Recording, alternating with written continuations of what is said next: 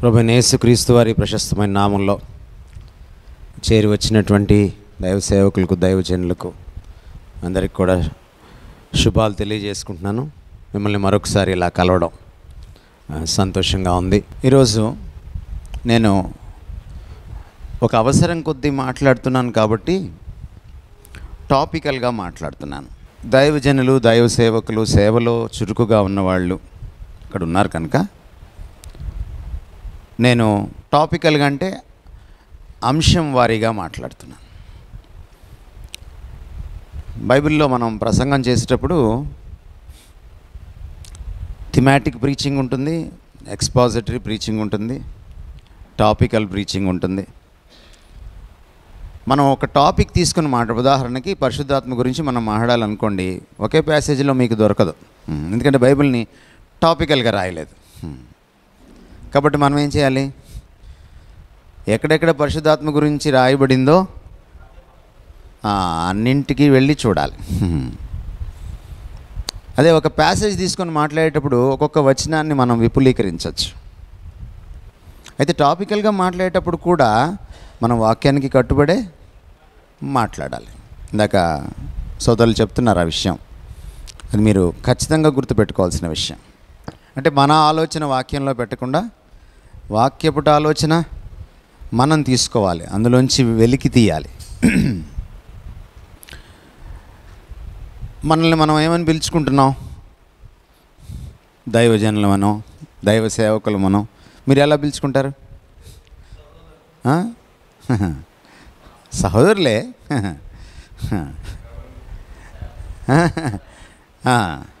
సరే, రకరకాల సంఘాలు రకరకాలుగా పిలుచుకుంటున్నాయి. మీరెలా పిలుచుకుంటున్నారు? మిమ్మల్ని నేను అడుగుతున్నాను. మీరు సహోదరులు కాదని నేను అనట్లేదు. అంటే మీరు ఇప్పుడు సహోదరులే బ్రదర్. ఇప్పుడు మనతో ప్రాబ్లం ఏంటంటే మనం పాయింట్ అర్థం చేసుకోం. మనం ఏంటంటే చాలా ఫిలసాఫికల్గా మాట్లాడేస్తాం. భారతదేశంలో ఇదే సమస్య. ఇప్పుడు మీరు చర్చ్ నడుపుతున్నారా? నడిపేవాళ్ళు ఉన్నారు ఇక్కడ? రైట్. ప్రసంగం చేసేవాళ్ళు ఉన్నారా ఇక్కడ? అది నేను అడుగుతుంది. సోదరులు కాదని నేను అనట్లా. అందరూ మీరు కాదనుకున్నా మీరు సోదరులే. కొన్నిసార్లు దైవ సేవకుడు అయిపోగానే ఎదుటివాడు నా సోదరుడు కాదనుకుంటాం. ఎందుకంటే కొంచెం పెద్దగా కట్టారు కదా ఇది. అది ఉంటుందన్నమాట. సో బైబిల్ కూడా మనల్ని దైవజనులని పిలుస్తోంది. అయితే మనకు ఉండవలసిన కొన్ని లక్షణాలని ఈ రోజున మనం నెమరు వేసుకోవడానికి, నేర్చుకోవడానికి ప్రయత్నం చేద్దాం. నేను మీ దృష్టికి కొన్ని దైవజనుని లక్షణాలని, ముఖ్యంగా క్రైస్తవ సేవకుడు, క్రైస్తవ దైవజనుడు, క్రైస్తవ దైవ సేవకుడు, లేక వాక్యం చెప్తున్నట్టుగా ఉండేటువంటి దైవ సేవకుడు, లేక క్రీస్తును, అపోస్తలులను చూసినప్పుడు దైవ సేవకులు ఎలా ఉండాలో తెలుసుకొని మాట్లాడుకుండే దైవ సేవకుల గురించి మాట్లాడుతున్నాను. నాకు వారు చెప్తున్నారు, అభిప్రాయం వేరు, వాక్యం వేరు. అభిప్రాయం ఎలా ఏర్పడుతుందంటే చుట్టూ ఉన్న పరిస్థితులను బట్టి ఏర్పడుతుంది. మన చుట్టూ నలుగురు ఏం మాట్లాడుకుంటే మనం ఏం వింటామో దాన్ని బట్టి అభిప్రాయం ఏర్పడుతుంది.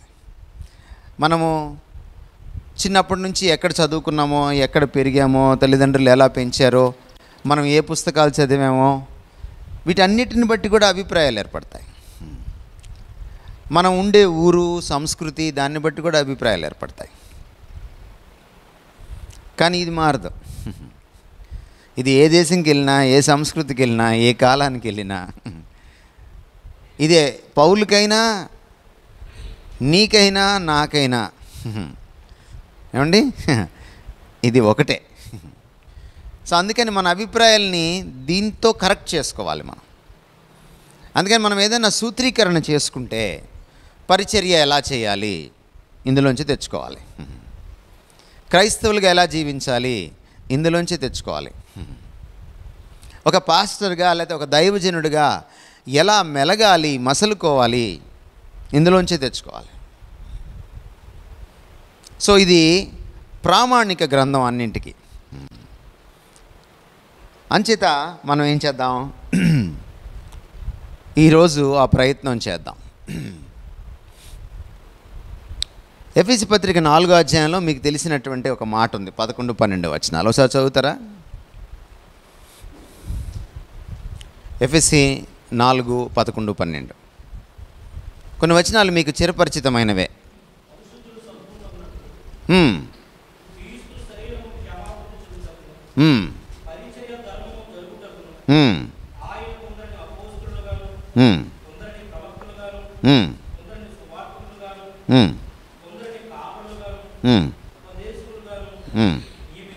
రైట్. సో ఎవరు నియమించింది? ఎవరు నియమించారు? ఆ లిస్టులో మీరు ఉన్నారా? లిస్టులో లేరా మీరు? ఎక్కడో దగ్గర పడతారు కదా ఆ లిస్టులో మీరు. పడకపోతే ఇంక ఈరోజు ఈ సదస్సులో కూర్చోడం అనవసరం, మీరు సాయంత్రం రండి. ఎవరు నియమించారు మిమ్మల్ని?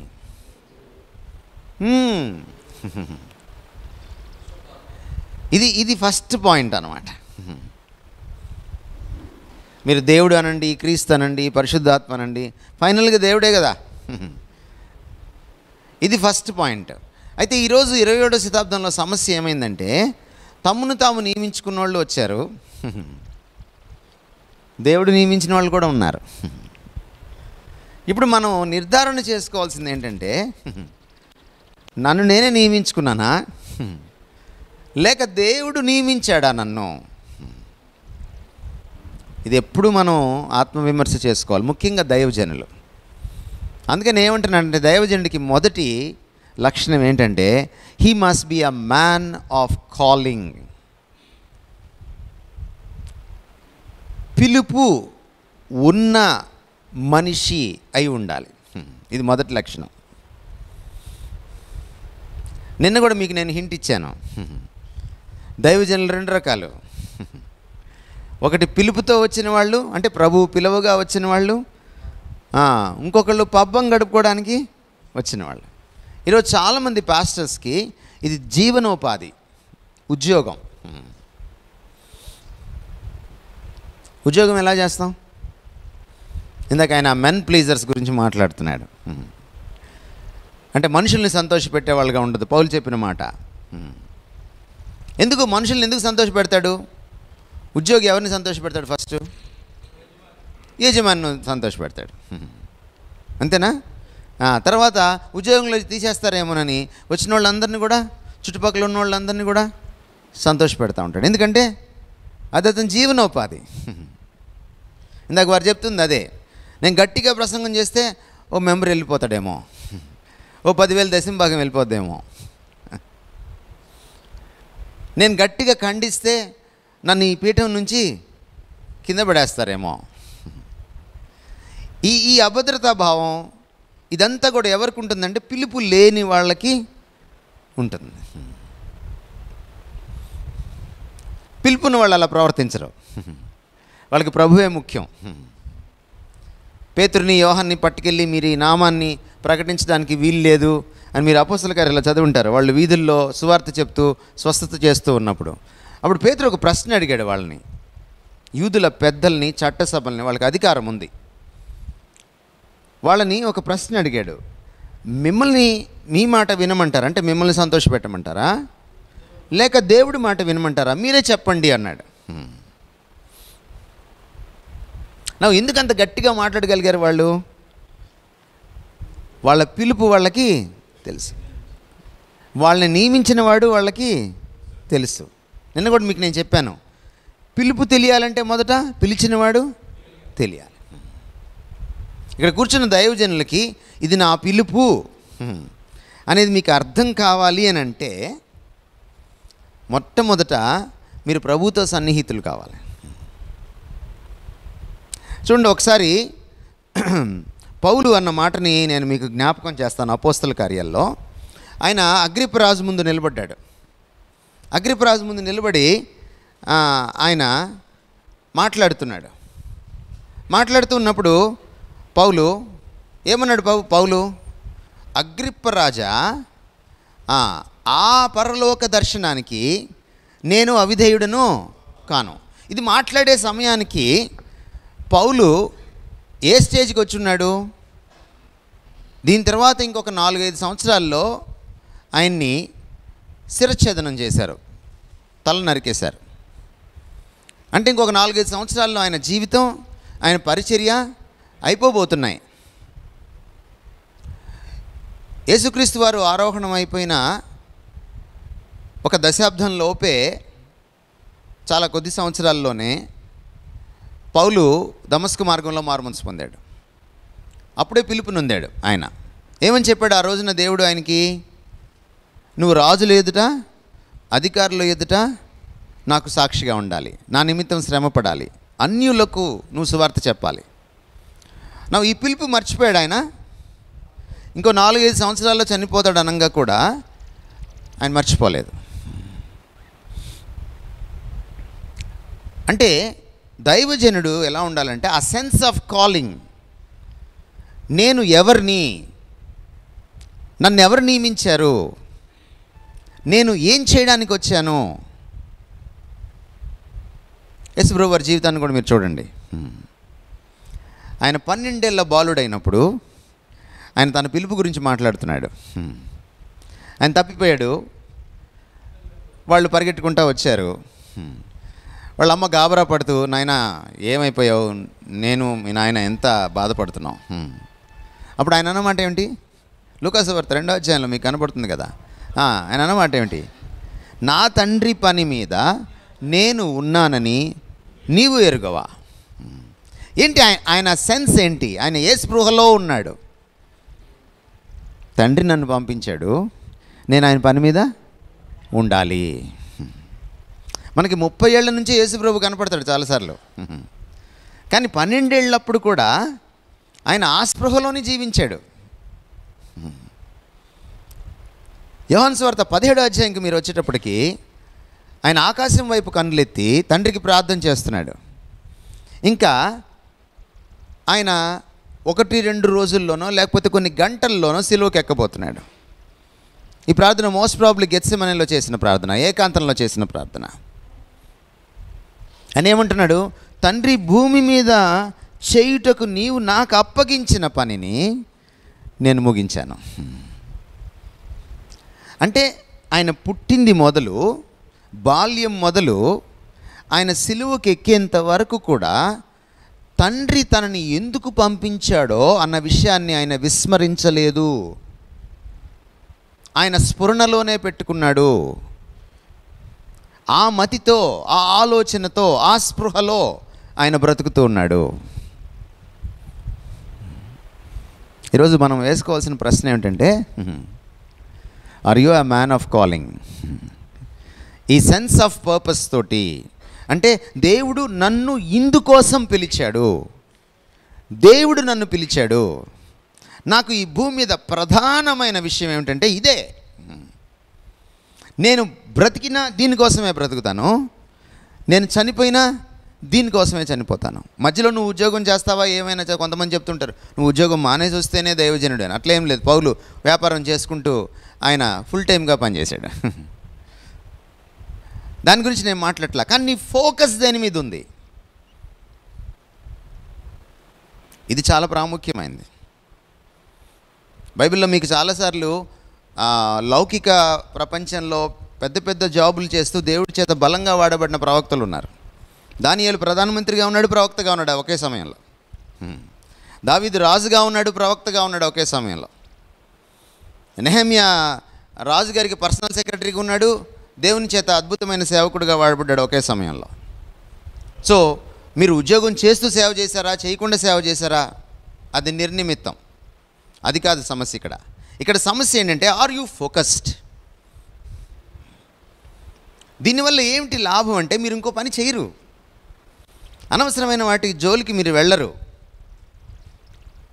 మీ దృష్టి అంతా ఎట్లుంటుందంటే, ప్రభువా నన్నేం చేయమంటావు? ఉదయం లేచిన దగ్గర నుంచి మీ దృష్టి ఎలా ఉంటుందంటే, ప్రభువా ఈరోజు నీ కోసం నన్నేం చేయమంటావు? నన్ను నియమించావు కదా. మీకు గుర్తుందా, సంఘంలో సమస్య వచ్చింది భోజనం పంచే దగ్గర. మీరు అపోస్తల కార్యాలు 6వ అధ్యాయం చదివితే మీకు అర్థమవుతుంది. అపోస్తలులు ఏమన్నారు? ఈ పని మేము తీసుకోము, మీరే ఎన్నుకోండి కొంతమంది దీనికోసం ప్రార్థనాపూర్వకంగా అని కొన్ని లక్షణాలు ఉన్న వాళ్ళని వాళ్ళు ఎన్నుకున్నారు. అప్పుడు అపోస్తలులు చెప్పిన మాట ఏమిటంటే, మేము ఒకవేళ ఇందులోకి దిగి, వాళ్ళు చేయలేక కాదు, చేయగలరు,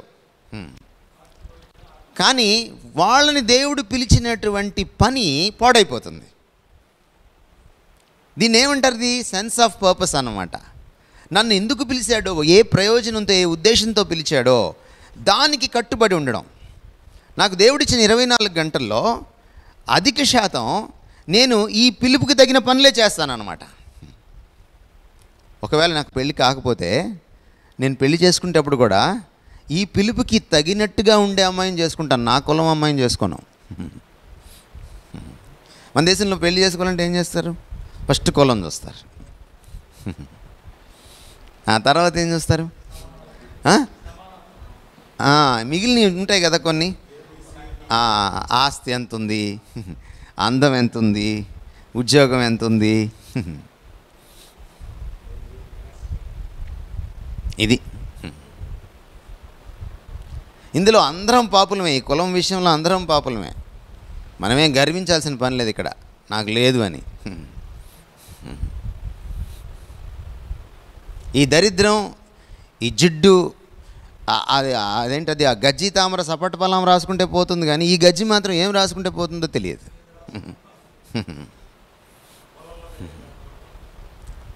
కానీ మనకు ఉండవలసింది, నేనేమంటున్నానంటే, కాలింగ్ అనేది ఉంది చూసారు, ఈ పిలుపు అనేది, ఇది చాలా పెద్ద గొడుగు. నీ ఉద్యోగం ఆ గొడుగు కిందకు రావాలి. నువ్వు నీ జీవిత భాగస్వామిని ఎంచుకుంటున్నావా, ఆ గొడుగు కిందకు రావాలి. ఎందుకంటే దేవుడు నిన్ను ఒక పిలుపుతో పిలిస్తే ఇంకొక పిలుపుని అమ్మాయిని చేసుకున్నావు అనుకో, అయిపోయావే. నువ్వు విశ్వాసిని మాత్రమే చేసుకోకూడదు, నీ పిలుపుకి తగిన అమ్మాయిని నువ్వు చేసుకోవాలి.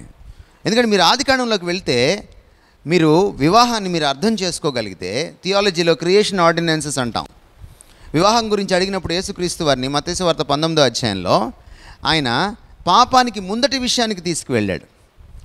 అండ్ మనం పాపంలో పడిపోయిన తర్వాత చాలా విలువలు మారాయి, మన దృష్టిపథం మారింది, అందువల్ల మనకు కొన్ని అర్థం కావట్లేదు.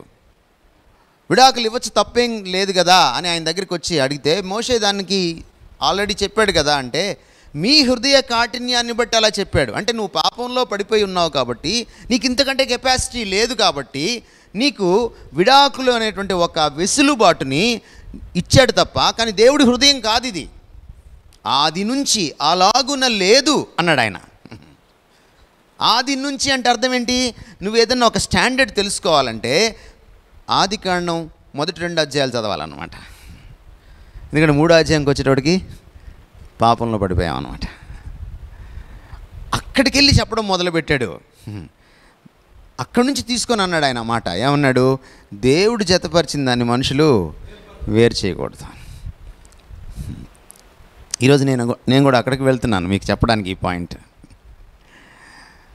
దేవుడు మనిషిని సృష్టించి వాడికి ఒక ప్రయోజనం ఇచ్చాడు.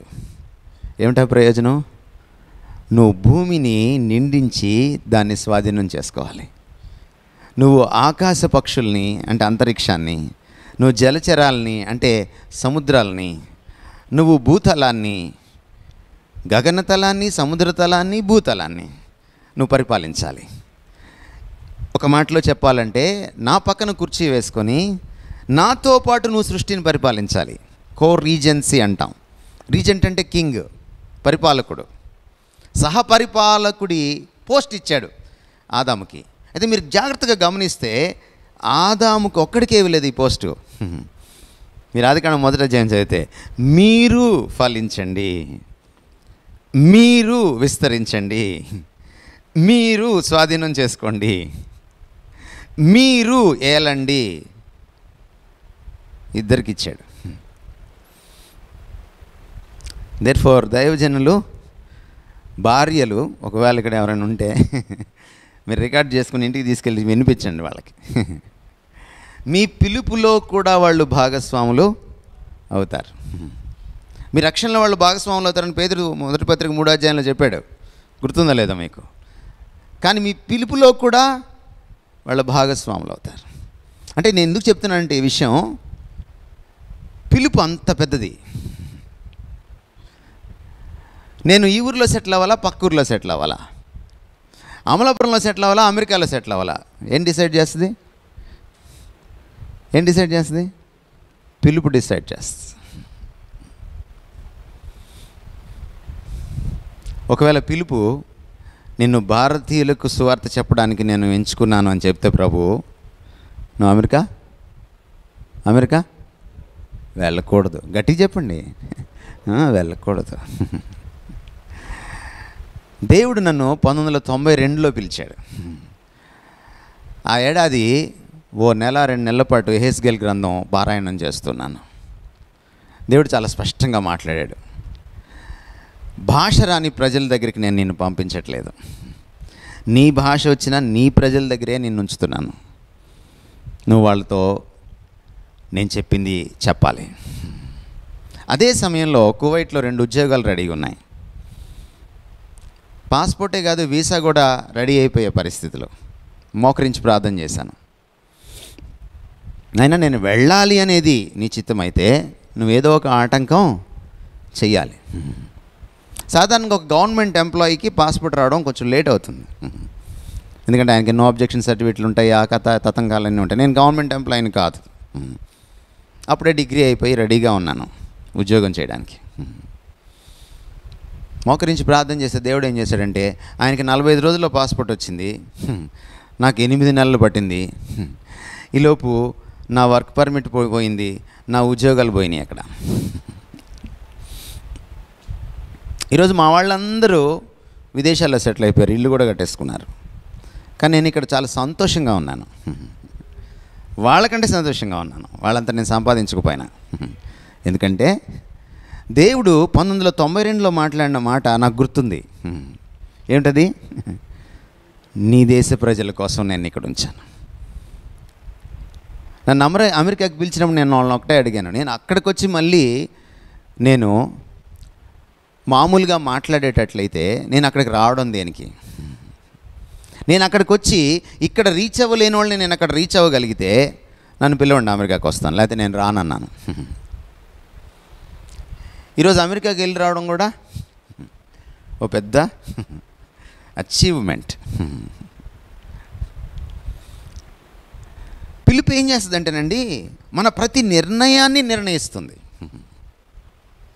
Please understand this. నీ పిలుపును నువ్వు ప్రత్యేకంగా ఎరగాలి. నన్ను దేవుడు ఖచ్చితంగా పిలిచేటప్పటికి నాకు దాదాపుగా పట్టుమని 20 ఏళ్ళు లేవు. అట్లాంటి పరిస్థితుల్లో 23, 24 ఆ సంవత్సరాల్లో ఉన్నప్పుడు దేవుడు పిలిచినప్పుడు ఈ పిలుపుకి తగ్గట్టుగా, అంటే భారతీయులకి నన్ను పిలిచాడు కాబట్టి నేనేం చేయాలి? ముందు భారతీయులకి తగిన భాషను నేను ఎంచుకోవాలి. చాలామంది పాస్టర్స్కి ఇంగ్లీష్ బాగా వచ్చి తెలుగు బాగా రాదు.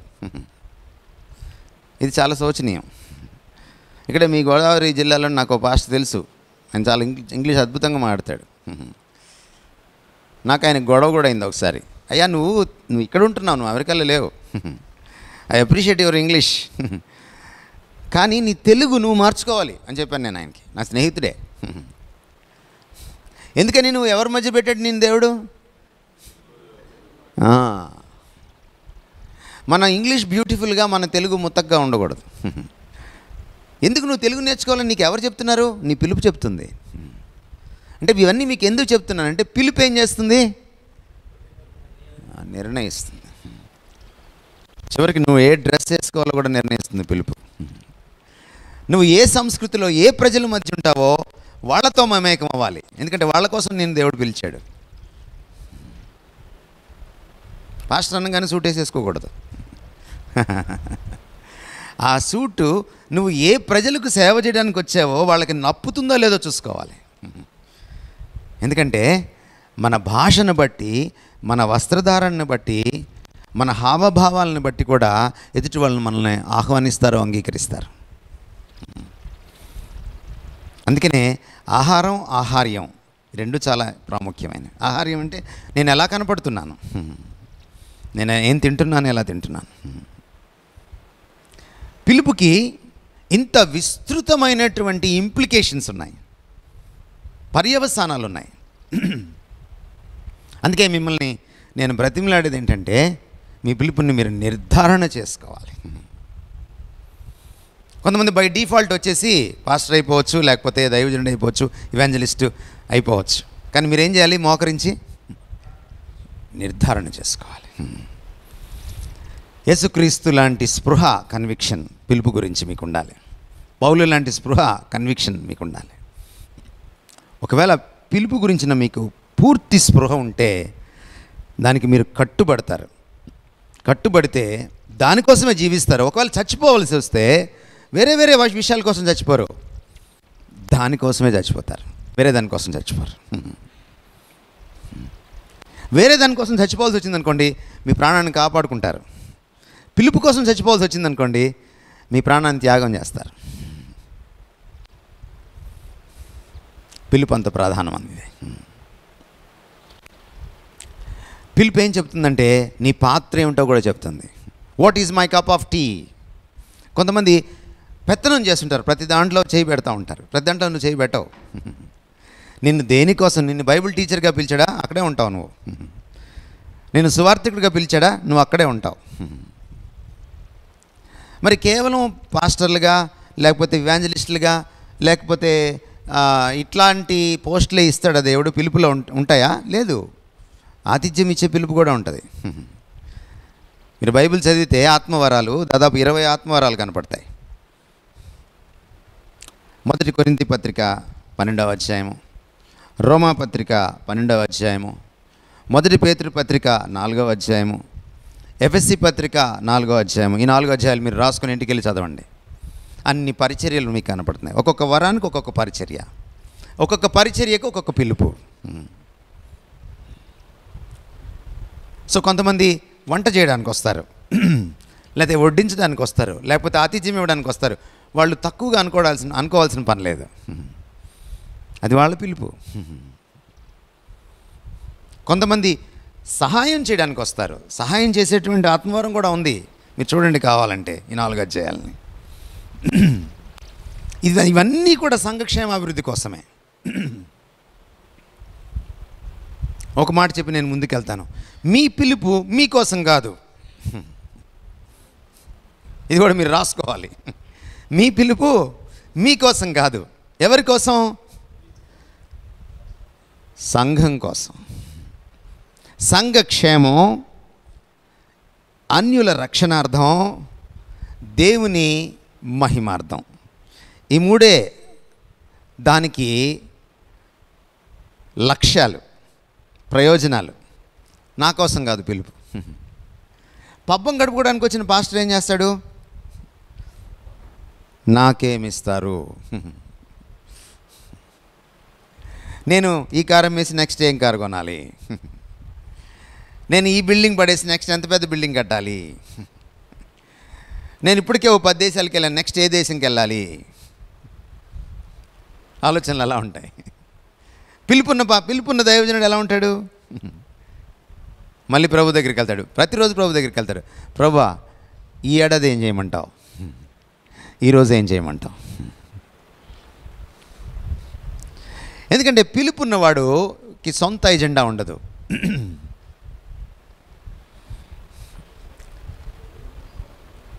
సో పిలుపు నీ కోసం కాదు, ప్రభువును మహింపరచడం కోసం, సంఘాన్ని వృద్ధిలోకి తేవడం కోసం. సంఘం అంటే గోడలు కాదు, మనుషుల్ని కట్టడం, వాళ్ళ జీవితాలని క్రీస్తులో నిర్మించడం. అన్యుల రక్షణార్థమే నీకు పిలుపు. రెండవ లక్షణము ఏమిటి అని అంటే, దైవజనుడిలాగా ఉండాలి.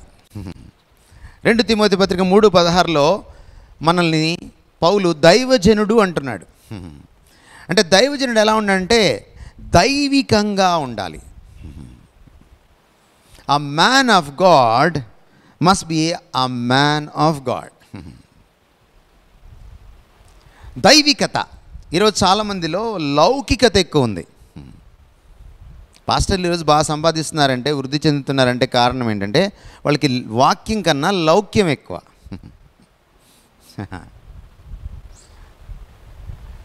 లోకజ్ఞానం ఉండవలసిందే కొంతమేరకు, కానీ అది డామినేట్ చేయకూడదు. నేను చాలాసేపు మాట్లాడాను మనసు గురించి. ఇక్కడ తిష్ట వేస్తుంది అది. మన ప్రవర్తన, మన ప్రణాళికలు, మన ఆలోచనలు, మన చూపులు, మన ఆశలు, మన యొక్క దైనందిన కార్యక్రమాలు, చివరికి మన శరీర భాష కూడా అవతల వాడికి దైవికంగా ఉండాలి. దైవికత ఉట్టిపడాలి. ఏంటి దైవికత అంటే? దేవుడి లక్షణాలని నువ్వు పునికి పుచ్చుకోవాలి. నిన్ను నువ్వు చెప్పుకోవడం కాదు, నేను దైవజనుణ్ణి అని. చుట్టూ ఉన్న ప్రజలు ఈయన నిజముగా దేవుని కుమారుడు అని ఎట్లా అన్నాడో ఒక అన్యుడు ఆయన్ని చూసి, నిన్ను చూసి అన్యులు కూడా ఇతనిలో దేవుడు ఉన్నాడండి, ఇతను చాలా డిఫరెంట్, ఇతను వేరండి. అది నీ భావావేశం కావచ్చు. దైవజనుడు భావావేశాన్ని వ్యక్తం చేసే విధానం వేరు. అది నీ మాట తీరు కావచ్చు, నీ వాచకం కావచ్చు, అది నీ హావభావాలు కావచ్చు, నీ ఆహార్యం కావచ్చు, నువ్వు కనపడే తీరు కావచ్చు,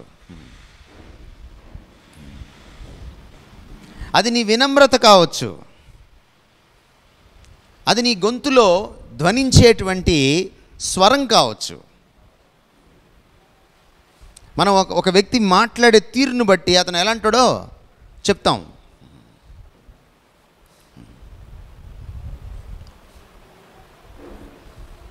ఒకవేళ మీరు అలా లేరు అనుకోండి, మీరు దేవుణ్ణి రిప్రజెంట్ చేయట్లా, మిమ్మల్ని మీరే బయట వేసుకుంటున్నారు. అందుకని దైవజనుడికి ఇంకా తన బ్యాక్గ్రౌండ్ ఏం గుర్తురాదు. పౌలుకి తన బ్యాక్గ్రౌండ్ గుర్తొచ్చింది అనుకోండి, మన కులం గుర్తొచ్చినట్టు. పౌలు ఎలా ఫీల్ అయ్యేవాడు?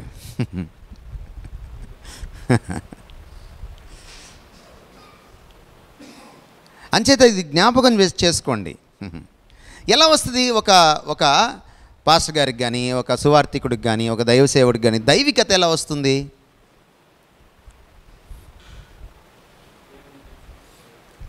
మళ్ళీ అక్కడికే వస్తున్నాం. నేను సాయంత్రం దాకా ఈ విషయం మీకు నొక్కి నొక్కి చెప్తూనే ఉంటాను. మీరు దేవుడితో సహవాసం చేయాలి, అంతే. మీరు ఇంట్లో చేసుకుంటారు దేవుడితో సహవాసం. మీ దేవుడితో మీరు ఏకాంతంగా గడిపేటప్పుడు నీ భార్యకి కూడా తెలియదు ఏం జరుగుతుందో. కానీ నువ్వు దేవుడితో సహవాసం చేసావో లేదో ఈ చుట్టూ ఉన్నటువంటి ప్రపంచం చూడదు. నువ్వు ఎంతసేపు ప్రభుతో గడిపావు, నువ్వు ప్రభుతో ఎలాగా నువ్వు సంభాషిస్తున్నావు, సహవసిస్తున్నావు, ఆయన సన్నిధిని ఎలా అనుభవిస్తున్నావు, nobody will come and see, ఎవరు వచ్చి చూడరు. కానీ నువ్వు ఒకసారి ఆ రూమ్లోంచి బయటకు వచ్చిన తర్వాత నీ ప్రవర్తన చూస్తే నీ దగ్గర ఆ దైవిక సువాసనలు ఉట్టిపడాలి. అది చెప్తుంది తమరు ఆయనతో ఎంతసేపు ఉన్నారు అనేది. మనకు సామెత ఉంది కదా, 6 నెలలు తిరిగితే నీలాగా దేవుడైతే అవడు, కానీ దేవుడిలాగా మాత్రం నువ్వు ఖచ్చితంగా అయ్యి తీరుతావు. ఎందుకు మోషేని ఎదుర్కోలేకపోయింది ఇశ్రాయేలు సమాజం? మోషే ముఖాన్ని చూడలేకపోయింది. మోషే గొప్పతనం కాదు అది, ఆయన మహిమ ఈయన మీద రిఫ్లెక్ట్ అవుతుంది. నువ్వు ముసుకేసుగా అయ్యా బాబు నేను చూడలేకపోతున్నావు అన్నారు వాళ్ళు.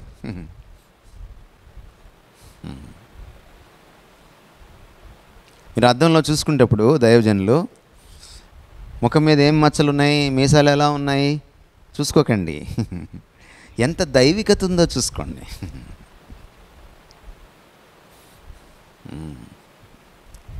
ఈ దైవికతే క్రీస్తు కోసం ప్రజల్ని ఆకర్షిస్తుంది, ఇంకేది ఆకర్షించలేదు.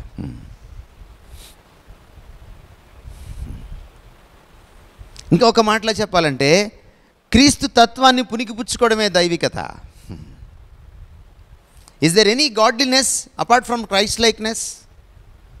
క్రీస్తు తత్వానికి మించిన అతీతమైన వేరైన దైవికత ఉందంటారా? లేదు. క్రీస్తులో నాకు నచ్చేది ఏంటంటే ఆయన ఒక దేవుడు ఎలా ఉంటాడో మాత్రమే చూపించలే మనకి, ఒక మంచి మానవుడు ఎలా ఉంటాడో కూడా చూపించాడు. పరిపూర్ణ మానవత్వం, పరిపూర్ణ దేవత్వం సమపాళ్లలో ఆయన శరీరధారిగా ఈ భూమి మీద ఉన్నప్పుడు తొణికిసలాడింది ఆయన మూర్తిమంతంలో, ఆయన వ్యక్తిత్వంలో. Have you learned? మీరు ఎప్పుడైనా నేను పాదాల దగ్గర కూర్చొని నేర్చుకున్నారా మనిషిగా ఎలా ఉండాలి?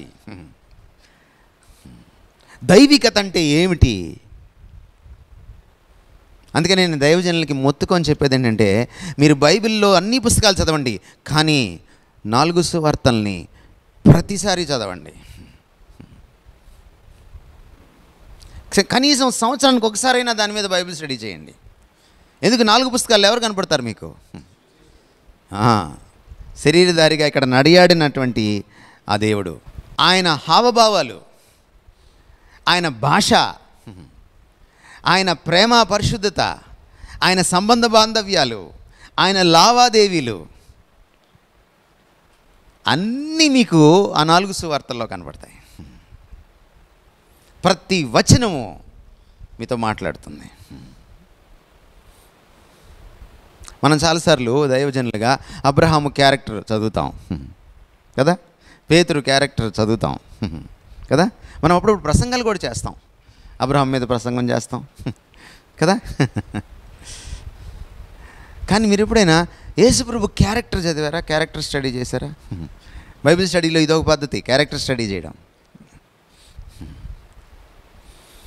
ఎప్పుడైనా స్త్రీల మీటింగ్ అప్పుడు చాలాసార్లు ఏ లూదియా గురించో, లేకపోతే ఏ మరియమ్మ గురించో, లేకపోతే ఏ ప్రిస్కిల్లా గురించో చదువుతూ ఉంటారు,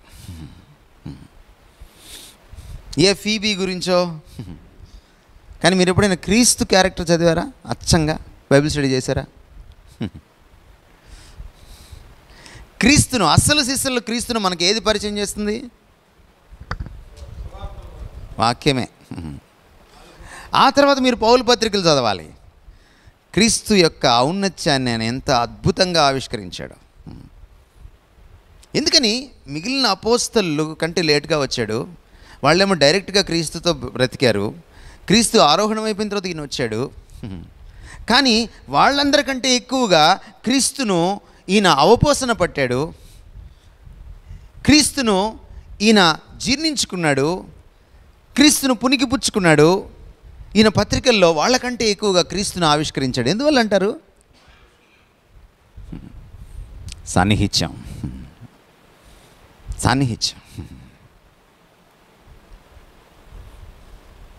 అందుకే దైవజనుడికి అన్నిటికీ మించిన ఒక కాంక్ష ఉండాలి. ఏ విధము చేతనైనను క్రీస్తుని ఎరగాలి అనే కాంక్ష. ఆయన అననీయ ఆయనకి చేతుల నుంచి ప్రార్థనించిన తర్వాత, ఆయన యెరూషలేముకి వచ్చిన తర్వాత, నేను మొదట కేఫాను కలవలేదు, నేను అరేబియా అరణ్య ప్రాంతానికి వెళ్ళిపోయాను, 3.5 సంవత్సరాలు అక్కడ ఉన్నాను. అక్కడ క్రీస్తు పాదాల దగ్గర నేర్చుకున్నాడు, ఏకాంతంగా క్రీస్తుతో గడిపాడు ఆయన అరణ్యంలో. 3వ విషయం, దైవజనుడు man of calling, man of God, man of పీపుల్గా ఉండాలి, ప్రజల మనిషిగా ఉండాలి. ఈరోజు దైవజనులు ప్రజల మనుషులుగా లేరు. సమీపింపరాని తేజస్సులో నివసించేవాడు మనకి సమీపంగా వచ్చేసాడు, మన మధ్య నివసించను అని రాయబడింది. అదే క్రిస్మస్. కానీ మన మధ్య నివసిస్తున్న వాళ్ళు ఉన్నట్టుండి సమీపింపరాని తేజస్సులోకి వెళ్ళిపోయారు. వాళ్ళని రీచ్ అవ్వలేకపోతున్నాం. వాళ్ళ దగ్గరికి వెళ్ళాలంటే వాళ్ళు ఫోన్ కూడా ఎత్తరు.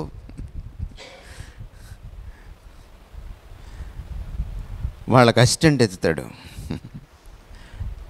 వాళ్ళ దగ్గరికి వెళ్ళాలంటే బౌన్సర్లు ఉంటారు. మరి యేసుప్రభు పుట్టిన దగ్గర నుంచి చంపాలనుకుంటున్నారు ఆయన్ని, అసలు పురిట్లోనే చంపేయాలనుకున్నారు ఆయన్ని. మరి ఆయన పెట్టుకోలేదు బౌన్సర్లు. నీకేం పోయే కాలం వచ్చింది, నువ్వు బౌన్సర్లను పెట్టుకున్నావు.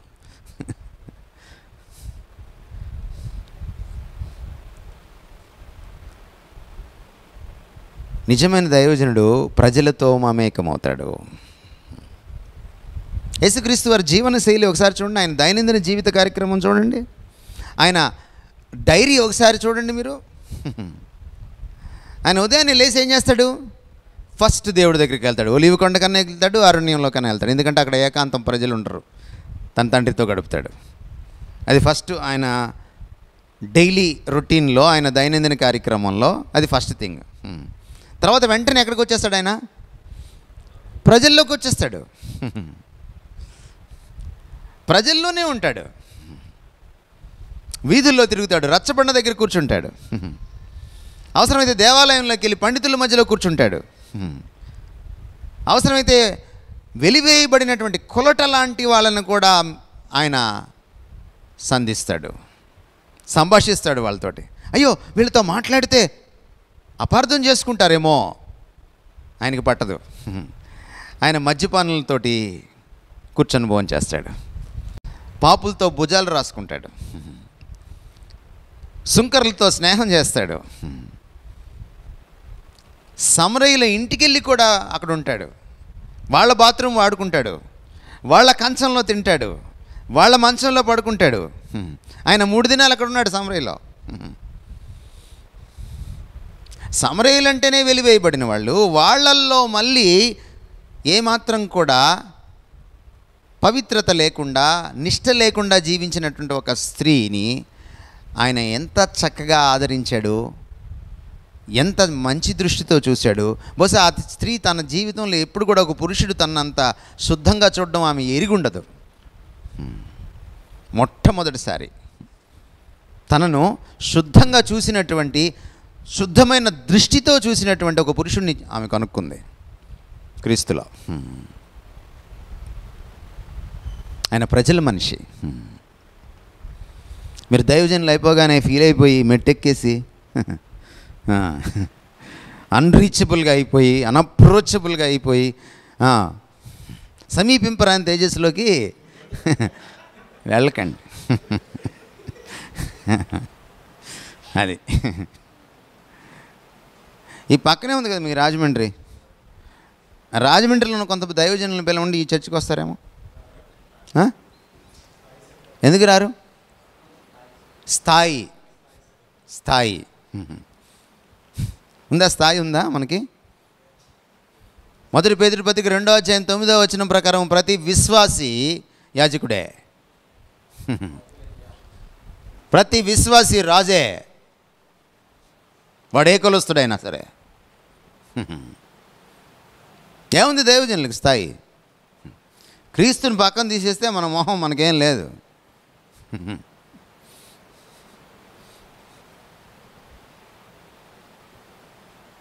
మరి ప్రజలతో కలవడానికి ఏంటి సమస్య? అసలు మిమ్మల్ని దేవుడు నియమించిందే ప్రజల కోసం, ప్రజల్ని ఆయన దగ్గరికి తీసుకురావడానికి, ప్రజలకి రక్షణ భాగ్యం అందడానికి, ఆ ప్రజలు క్రీస్తులోకి రావడానికి, క్రీస్తులాగా మారడానికి. అందుకు కదా మిమ్మల్ని పెట్టింది దేవుడు. మీరు ఆ ప్రజలకు అందుబాటులో లేకపోతే ఇంకా మన మొహం మనం చేసేది ఏముంది?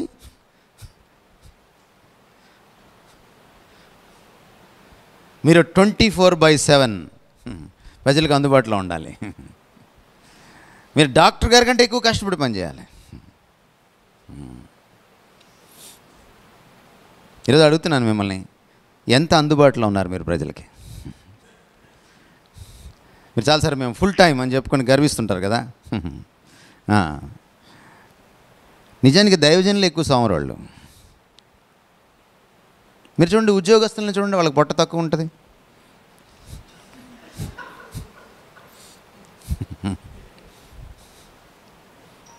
ఎందుకు? పాప మధ్యాహ్నం ఇంత తీసుకెళ్తారు బాక్స్.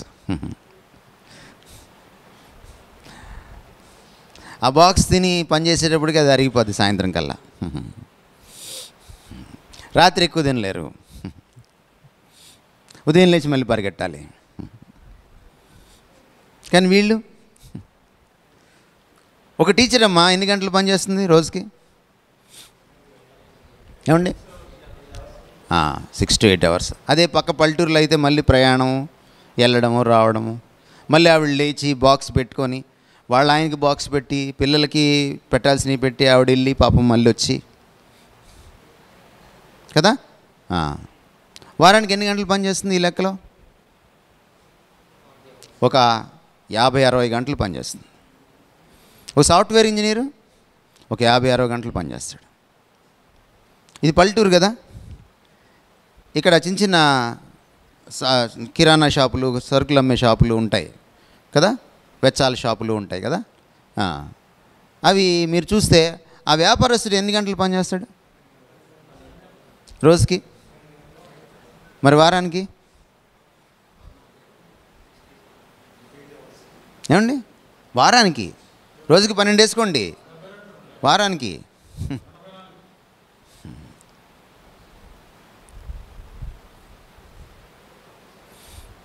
ఒక బిచ్చగాడు ఎన్ని రోజులు 8 గంటలు పనిచేస్తాడు రోజుకి?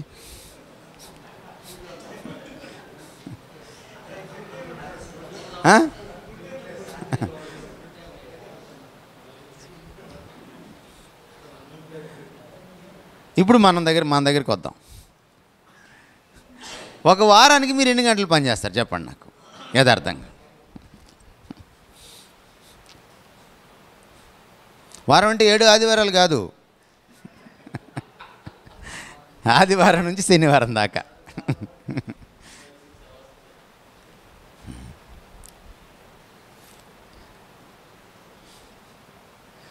మరి మీరు ఫుల్ టైం ఎట్ అవుతారండి? మీరు పార్ట్ టైము,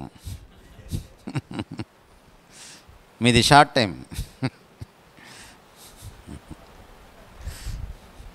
మీరు మిగిలిన టైంలో ఏం చేయాలి? మీరు ప్రజలకు అందుబాటులో ఉండాలి.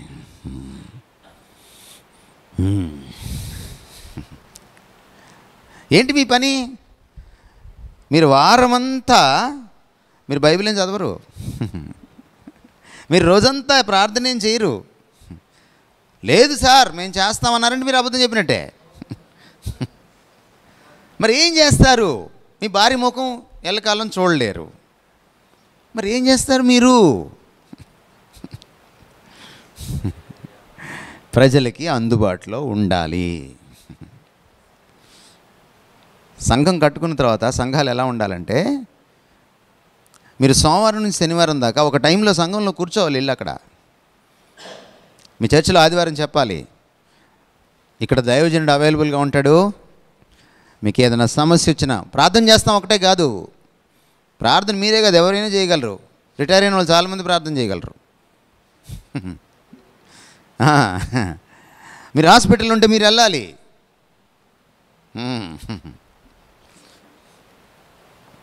కౌన్సిలింగ్ చాలామందికి అవసరం ఉంటుంది.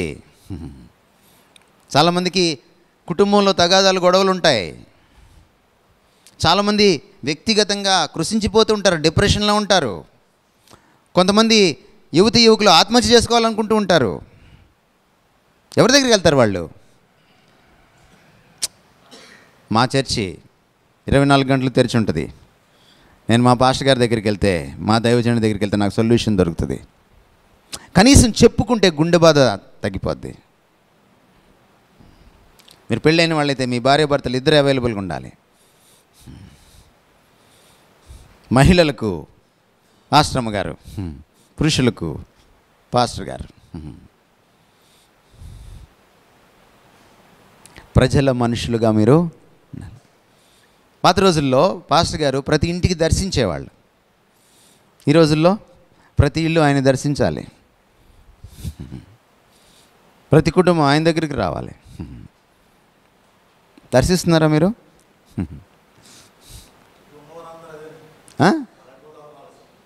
ఇలాంటి వాళ్ళు మంచిది దర్శిస్తే, అందుకే అడుగుతున్నాను. దర్శిస్తే మంచిది, కానీ మీరు ఏం చేస్తున్నారు దర్శించి అని అడుగుతున్నాను. దర్శించే వాళ్ళతో కూడా కొన్ని సమస్యలు ఉన్నాయి, దర్శించిన వాళ్ళతో కొన్ని సమస్యలు ఉన్నాయి. దర్శించే వాళ్ళు ఎందుకు దర్శిస్తున్నారు? మీరు మొదటి వారంలోనే దర్శిస్తున్నారా?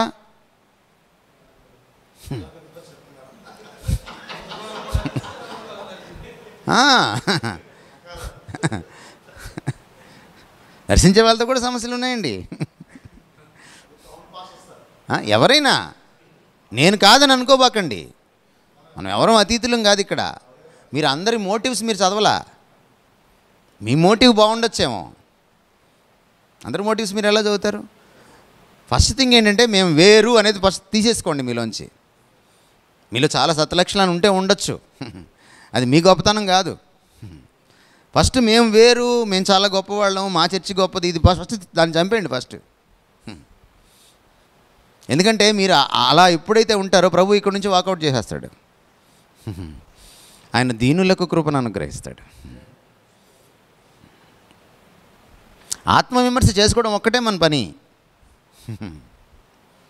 ఎప్పుడు కూడా వేరే చర్చితో కానీ, వేరే దైవజనుడితో కానీ, వేరే విశ్వాసతో కానీ మీరు కంపేర్ చేసుకోకండి. మీరు కంపేర్ చేసుకోవాల్సింది ప్రభుతో. ప్రభు లాంటి పాస్టర్గా ఉన్నానా, ప్రభు లాంటి ఇవాంజలిస్ట్గా ఉన్నానా, ప్రభు లాంటి క్రైస్తవుడిగా ఉన్నానా, ఇంతే మీరు చూసుకోవాల్సింది. ప్రభులాగా ప్రజలకు అందుబాటులో ఉన్నానా. మీరు అంటున్నారు మేము గృహాలకు వెళ్తాము, మేము అది చేస్తాం, మేము చేస్తాం, అలాంటి వాళ్ళు ఇక్కడ ఎవరు లేరని మీరు అంటున్నారు. మీరు ఎప్పుడైనా మద్యపానులతో కూర్చొని భోజనం చేశారా? మరి అదే అడుగుతున్నా. మీరు ఎప్పుడైనా మీకు తెలిసిన వాళ్ళే రోడ్డు మీద పడిపోయి ఉంటే తాగిన వాళ్ళు, మీ ఇంటి పక్కన వాళ్ళు, మీ పక్క వీధి వాళ్ళు, మీరు పాస్టర్ గారని మర్చిపోయి ఆయన్ని తీసుకొని మీరు తీసుకొచ్చి వదిలిపెడితే ఇంట్లో వాళ్ళు ఏమనుకుంటారు? పాస్టర్ గారు కూడా ఈ మధ్య బార్కి వెళ్తున్నారా అని అనుకుంటారు. అయినా కూడా మీరు తీసుకెళ్ళి వదిలిపెడతారా అని అంటున్నాను, నేను అడుగుతున్నాను మిమ్మల్ని. ఇది ప్రజల మనిషి అంటే.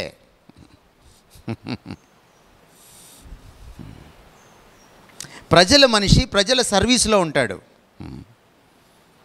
మనము దైవ సేవకులం అంటే దేవుడిని ఎలా సేవిస్తాం? ప్రజల్ని సేవించాలి మనం. ప్రభు ఏమన్నాడు? నేను ఆకలిగా ఉంటే మీరు నాకు అన్నం పెట్టారు, నాకు దాహం వేస్తే మీరు నాకు మంచినీళ్ళు ఇచ్చారు, నేను దిగంబరిగా ఉంటే మీరు నాకు వస్త్రాలు ఇచ్చారు. వాళ్ళు ఏమన్నారు? మేము నీకు ఎప్పుడు ఇచ్చావు, నువ్వు అప్పుడు అసలు అలా ఎలా ఉన్నావు, ఎప్పుడున్నావు నువ్వు అసలు అలాగా? మిక్కిలి అల్పులైన ఈ నా సోదరులకు మీరు చేశారు కాబట్టి నాకు చేశారు అన్నాడు. That is service to God. When you are a man of people, you become a man of service. 2 Timothy పత్రిక 3:16 ఏముంది? దైవజనుడు ప్రతి సత్కార్యమునకు సిద్ధపడి, ప్రతి సత్కార్యమునకు సర్వసన్నద్ధుడుగా ఉంటాడు. ఏమిటి ప్రతి సత్కార్యం అంటే ఏంటి? కేవలం ప్రీచింగ్ ఒకటే చేయడు దైవజనుడు. ఆనంద్ గారు అప్పుడప్పుడు ఆయన వాట్సాప్లో కనపడతా ఉంటుంది నాకు. ఆయన వెళ్ళి వాళ్ళకి వీళ్ళకి భోజనాలు పంచడం, అది చాలా సంతోషిస్తుంటాను నేను. But that is not enough.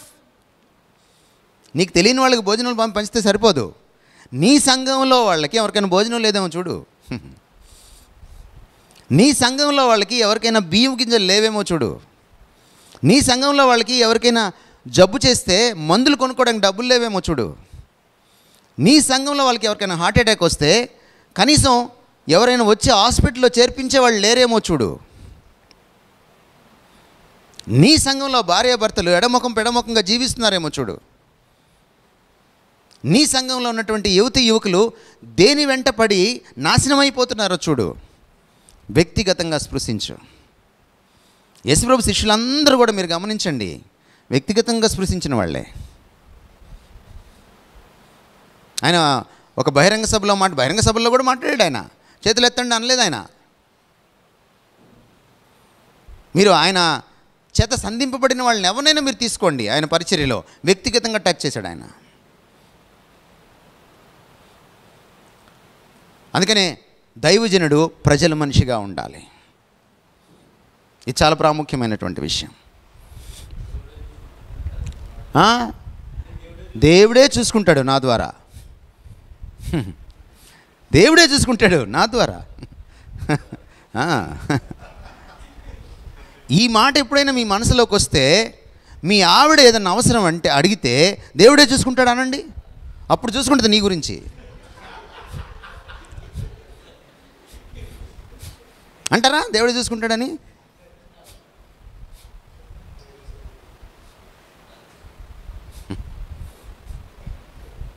మరి మీ సంఘంలో ఏదైనా అయితే ఎవరికి ఏదైనా దేవుడే చూసుకుంటాడని ఎలా అంటారు?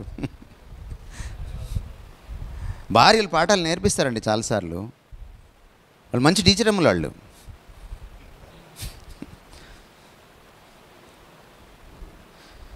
A man of God must be a man of knowledge. జ్ఞానము కలిగిన వాళ్ళు అయి ఉండాలి మీరు. ఇది చాలా ప్రాముఖ్యం. మీకు ఒక చిన్న వచనం మీరు చదివితే నాకు సంతోషం. ఇర్మియా గ్రంథం 3వ అధ్యాయము 15వ వచనం ఒకసారి చదువుతారండి. ఇర్మియా 3:15. తెలుగులో ఇంగ్లీష్లో కొంచెం అటు ఇటుగా ఉంటుంది. నాకు ఇష్టమైన కాపర్లను నేను నియమింతును.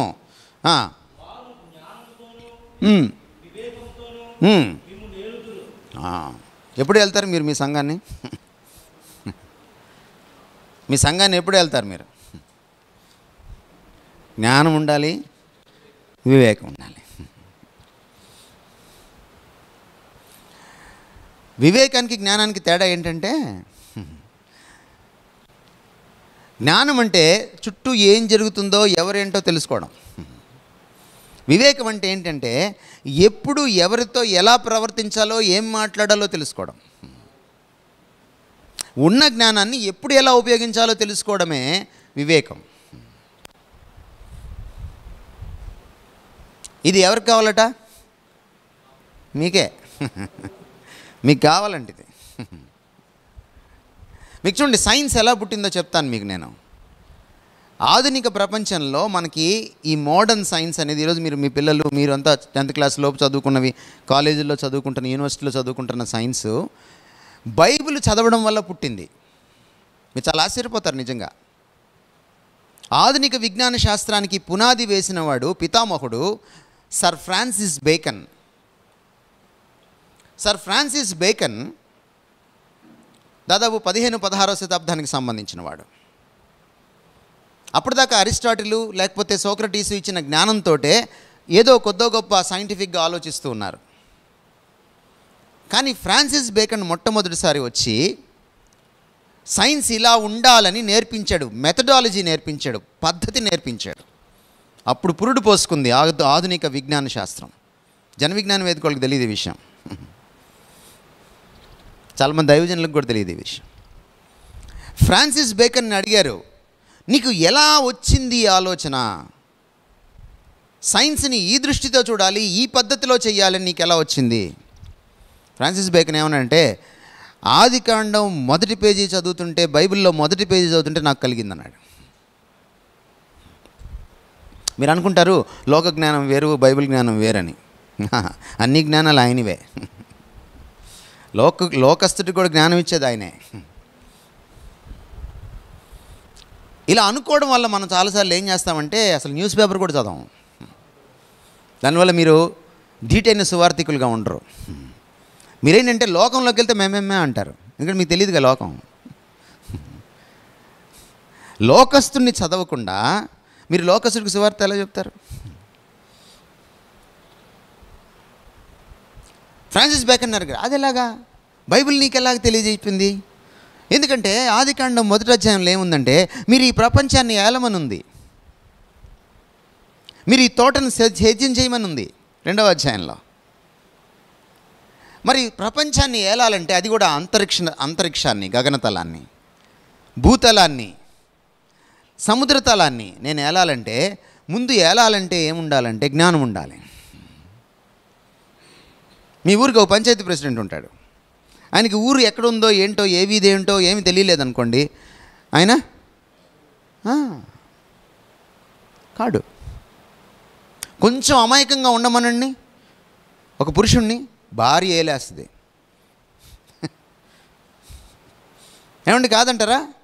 సోదరిలారా చెప్పండి అమ్మా. మాట్లాడకుండా నేరేస్తుంది, మాట్లాడకుండా చేసేస్తుంది. ఏలాలంటే ఏం కావాలి? ఆయనకు అప్పుడు వచ్చిందంటే ఐడియా, ఓహో ప్రపంచాన్ని నేను ఏలగలను, దేవుడు నాకు ఇచ్చాడు మనిషికి ఇది.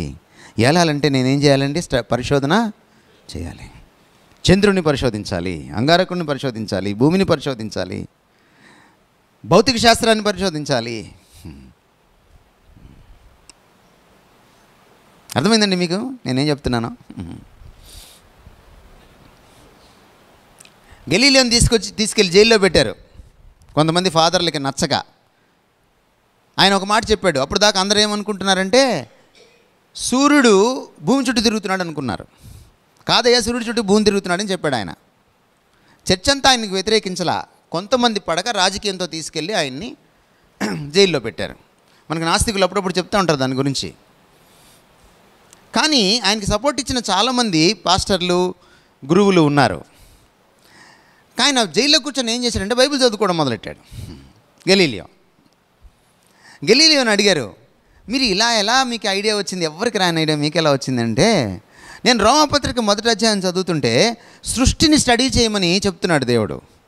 సృష్టిలోని వస్తువులను ఆలోచించడం వలన దేవుని నిత్య లక్షణాలు బయటపడతాయి అని రాయబడింది.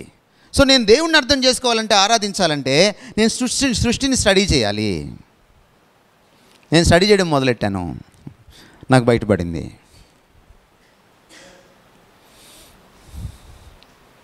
ఎంతమంది దైవజనులు ఇక్కడ న్యూస్ పేపర్ చదువుతారు? చేయొద్దండి. ఎంతమంది దైవజనులు న్యూస్ పేపర్ చదివాక దాంట్లో ఉన్నటువంటి ఘోరాతి ఘోరమైన విషయాలు చూసి ప్రభు దగ్గర మోకరించి ప్రార్థన చేస్తారు? చేతులెత్తండి. Praise lord.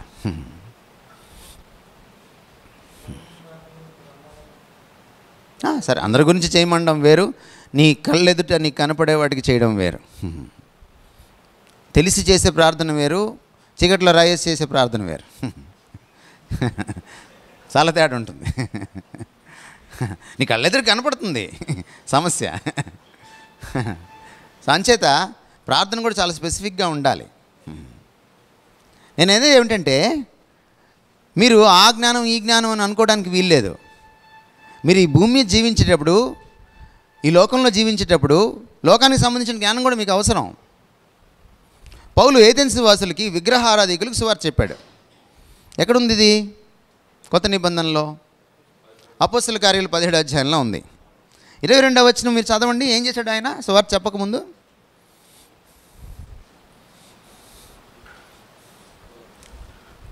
అపోస్తల కార్యాలు 17:22.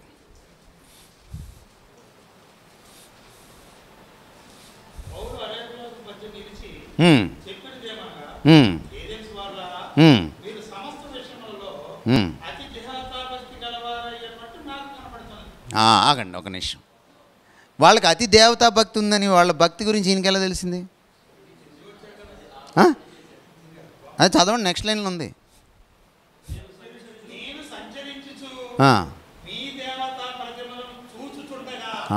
గ్రీకులో ఎలా ఉందంటే, ఒక్కొక్క దాన్ని పట్టి పట్టి పరిశీలించగా, పట్టి పట్టి చూడగా. పట్టి పట్టి అంటే మీకు తెలుసా? ఇట్లా పట్టుకున్నాను కాదు. ఒక్కొక్క దాన్ని ప్రత్యేకించి దృష్టి దాని మీద సారించి తెలుసుకోవడం. చాలు. ఇప్పుడు మీకేం అర్థమైంది పౌలు గురించి? ఒకటి బైబిల్ చదువుకొని వెళ్ళి సువార్త చెప్పేశాడా? లేదు. మరి ఎలా చెప్పాడు సువార్త? ఎవరికి చెప్తున్నాడు ఆ సువార్త? వాళ్ళ గురించి స్టడీ చేశాడు. మీరు అన్యుల మధ్య సాక్ష్యంగా ఉన్నారా? మీరు అన్యులు ఎక్కువ ఉన్నారు ఈ సంఘంలోని నాకు వినికిడి. నిజమేనా? ఏమండి, నిజమేనా?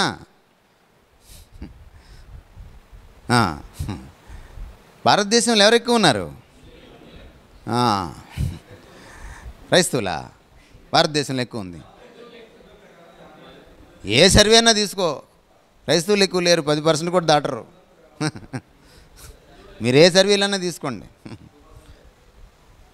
2 కాకపోతే 10% వేసుకోండి. 90% వాళ్ళే కదా. మరి మీరు సువార్త ఎవరికి చెప్తున్నారు? ఎప్పుడైనా దేవాలయంకి వెళ్ళారా స్టడీ చేయడానికి? వాక్యమే చెప్తుందండి బాబు, నేను చెప్పట్లా. ఎప్పుడైనా వాళ్ళ పుస్తకం ఏదైనా చదివారా మీరు స్టడీ చేయడానికి? విలియం కేరీ ఇక్కడికి వచ్చినప్పుడు, భారతదేశానికి వచ్చినప్పుడు, మొట్టమొదటి మిషనరీ, ఆధునిక మిషనరీ, ఆయన ఫస్ట్ ఏం చదివాడు తెలుసా? రామాయణాన్ని, మహాభారతాన్ని చదివాడు. ఫస్ట్ ట్రాన్స్లేట్ చేసింది బైబిల్ కాదు, రామాయణాన్ని ఇంగ్లీష్లోకి, మహాభారతాన్ని ఇంగ్లీష్లోకి, సాంస్క్రిట్ నుంచి ట్రాన్స్లేట్ చేశాడు. ఎందుకు చేశాడో తెలుసా? తర్వాత వచ్చే మిషనరీలకి ఈ దేశం ఏంటో తెలుస్తుందని.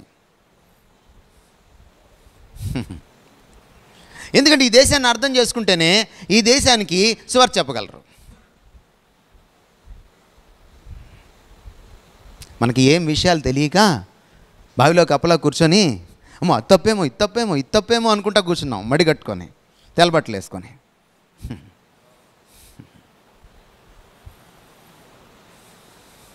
అందుకే మీరు బయటికి వెళ్ళి చెప్పండి సువార్త, మనల్ని చాలా పిచ్చోళ్ళలాగా చూస్తారు మనల్ని. ఒకడు వచ్చి మీరు సువార్త చెప్తుంటే ఆపితే వాడితో ఎలా మాట్లాడాలో మీకు చట్టం తెలియదు మీకు చట్టం. రోడ్డు మీద ఇద్దరు తిట్టుకుంటున్నారనుకోండి, మన మధ్యలో వెళ్ళి అడిగితే వాళ్ళు ఏమంటారు అంటారా? మరి మీరు ఎందుకు అనరు? మీ సువార్త ఆపితే నీకెందుకురా, నేను సువార్త చెప్తున్నాను, నీకేంటి ప్రాబ్లము? నీకేమైనా ఇబ్బందిగా ఉందనుకో, చట్ట వ్యతిరేకంగా నేనేం చేస్తాను, వెళ్ళి పోలీసు రిపోర్ట్ పెట్టుకోపో, నన్ను ఆపడానికి నీకు వీలు లేదు, నువ్వు కంప్లైంట్ ఇచ్చుకో అని ఎందుకు అనలేకపోతున్నారు? మనకి జ్ఞానం కొదువైంది,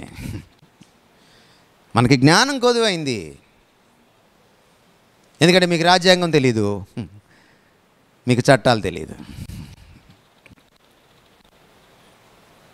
మనకు మహా అంటే ఏం తెలుసు అంటే ఎస్సీ ఎస్టీ అట్రాసిటీస్ యాక్ట్, ఇంకేం తెలియదు మనకి. మన ఒక పాస్టర్ గారిని ఇలాగే ఇబ్బంది పెట్టి కొట్టి చేస్తే కోర్టులో వీళ్ళు ఎస్సీ ఎస్టీ అట్రాసిటీస్ యాక్ట్ వేశారు. వీళ్ళు తెలివి చూడండి. ఎస్సీ యాక్ట్ అనేది క్రైస్తవులకు వర్తించదు, ఎందుకంటే క్రైస్తవులు ఎస్సీలుగా చట్ట ప్రకారం చూస్తే.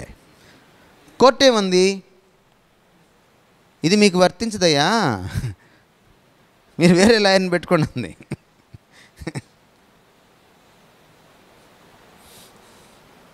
తెలుసుకోవాలి మనం.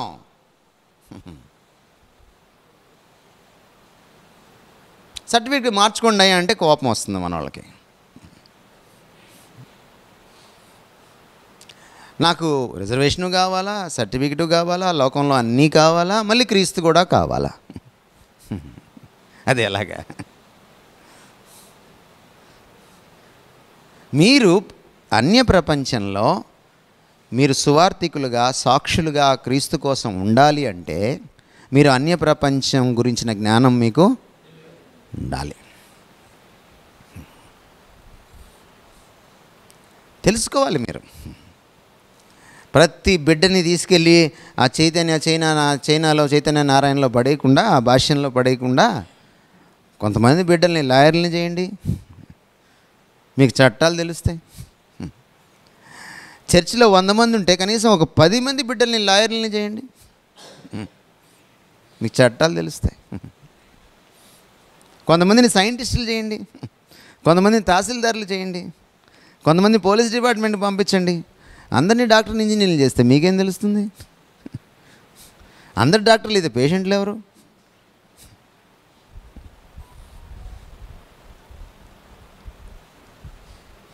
దేవుడు ఏం ఎక్స్పెక్ట్ చేస్తున్నాడంటే మనము జ్ఞానవంతులుగా ఉండాలని ఎక్స్పెక్ట్ చేస్తున్నాడు. దయచేసి గమనించండి. పౌలుని అరెస్ట్ చేశారు, తీసుకెళ్ళారు, లోపలేసారు. లోపలేసిన తర్వాత ఆయన జైలర్తో ఒక మాట అన్నాడు, రోమా పౌరుడిని ఇలాగైనా సత్కరించేది అని అన్నాడు. అంటే జైలర్కి వణుకు పుట్టింది. నువ్వు రోమా పౌరుడివా? అవును, నేను రోమా పౌరుడిని. అంటే ఆయన సరిగ్గా స్టడీ చేయలేదు దీన్ని, ఆయన స్టడీ చేసాడు. నువ్వు చల్లగా వదిలిపెడితే కుదరదు. చట్టాన్ని మీరు తెలుసుకోవాలి. చట్టమే కాదు, ప్రపంచాన్ని మీరు తెలుసుకోవాలి.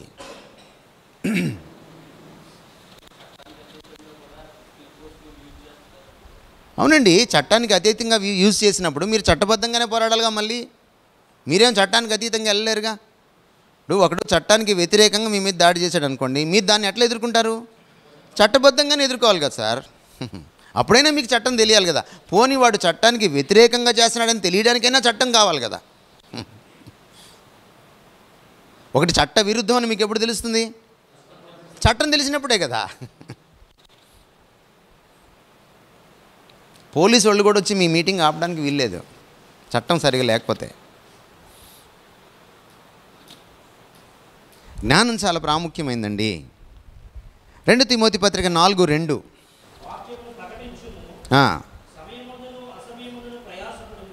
ఏం ప్రయాసపడాలి? సమయమందు అసమయమందు ప్రయాసపడమంటున్నాడు కదా. ఏం ప్రయాసపడతారు మీరు?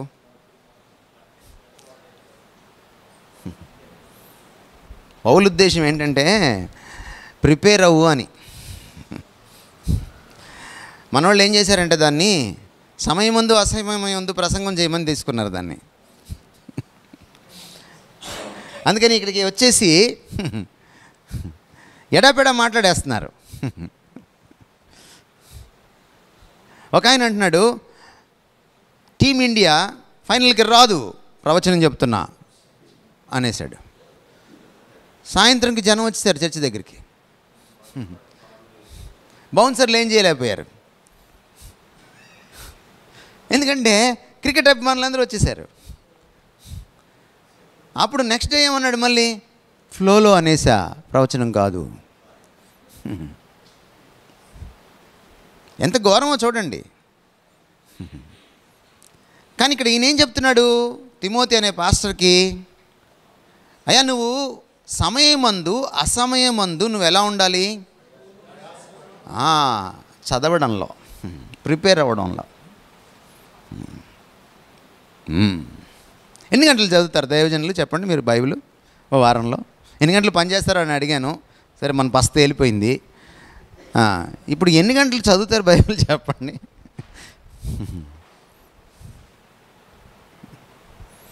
ఏం చేస్తాం సార్ మనం? అసలు భారతీయులు ఏం చేస్తాం ఖాళీ టైంలో?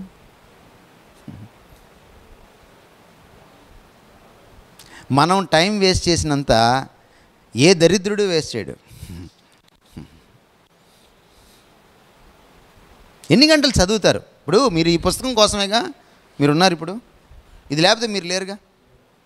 మరి దీన్ని మీరు ఎంత గౌరవిస్తున్నారు? ఎన్ని గంటలు చదువుతారు దీన్ని?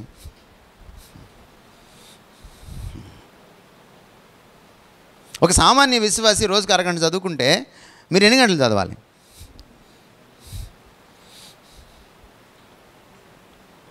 జాన్ స్టార్ట్ అనేటువంటి ఇంటర్నేషనల్ స్పీకర్ థియోలాజియన్ ఏమంటాడంటే, ఒక్క ప్రసంగం చేయాలంటే 13 గంటలు చదవాలంటాడు.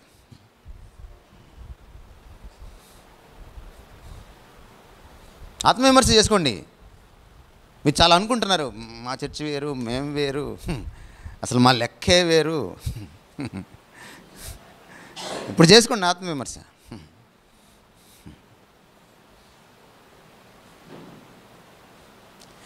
ఎప్పుడైనా గమనించుకోండి, పక్కనోడిని చూడడం మొదలెట్టారంటే వాడికంటే ఎదగలేరు. వాడే మీకు ప్రమాణం అయిపోతాడు. ప్రభువుని చూడడం మొదలెట్టారు, ఆ ప్రభువే మీకు ప్రమాణం అవుతాడు. ఎదగడం తప్ప ఇంకేం తెలియదు మీకు.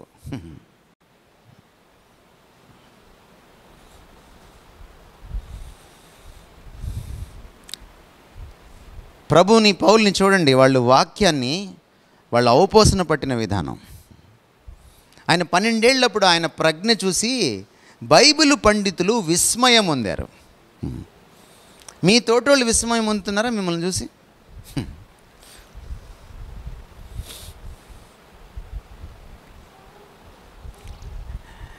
దీనికి నేను ప్రాధాన్యత ఇవ్వకపోతే, నేను దీని ధ్యానంలో అధ్యయనంలో లేకపోతే నేను ప్రసంగించడానికి అర్హుణ్ణి కాదు. మనం వాక్యానికి కట్టుబడే బోధించాలి, వాక్యంకి బయట బోధించకూడదు. బాగుంది, సత్యం అది. నేను చెప్పాను, ఆయన చెప్పాడు, బాగుంది. కానీ వాక్యానికి కట్టుబడి తమరు ఎప్పుడు బోధిస్తారు? వాక్యం తెలిసినప్పుడు కదా. వాక్యం తెలియకపోతే ఏం చేస్తారు మీరు? వాక్యం తెరుస్తారు, హెలికాప్టర్ వేసుకొని లేస్తారు, ఇంకెక్కడెక్కడ తిరుగుతుంటారో ల్యాండింగ్ ప్రాబ్లం.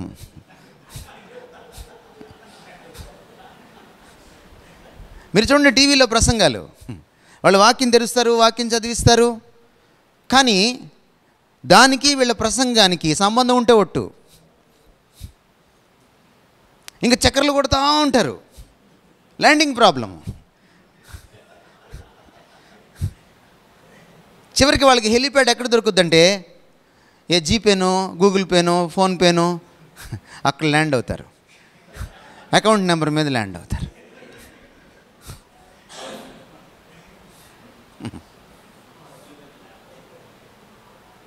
ఎందుకంటే ప్రమాణం లేదు కదా. ఇది ఎప్పుడు చదవవు కదా నువ్వు. అందుకని మన ప్రసంగాలు ఏంటి? బామర్ది ఏమిటి ఆ పాడు పని? మన ప్రసంగాలు హెడ్డింగ్లు కారాపి లిఫ్ట్ అడిగిన దయ్యం వా, క్రైమ్ స్టోరీ థ్రిల్లర్ పనికి వస్తారు మీరు యాంకర్లుగా.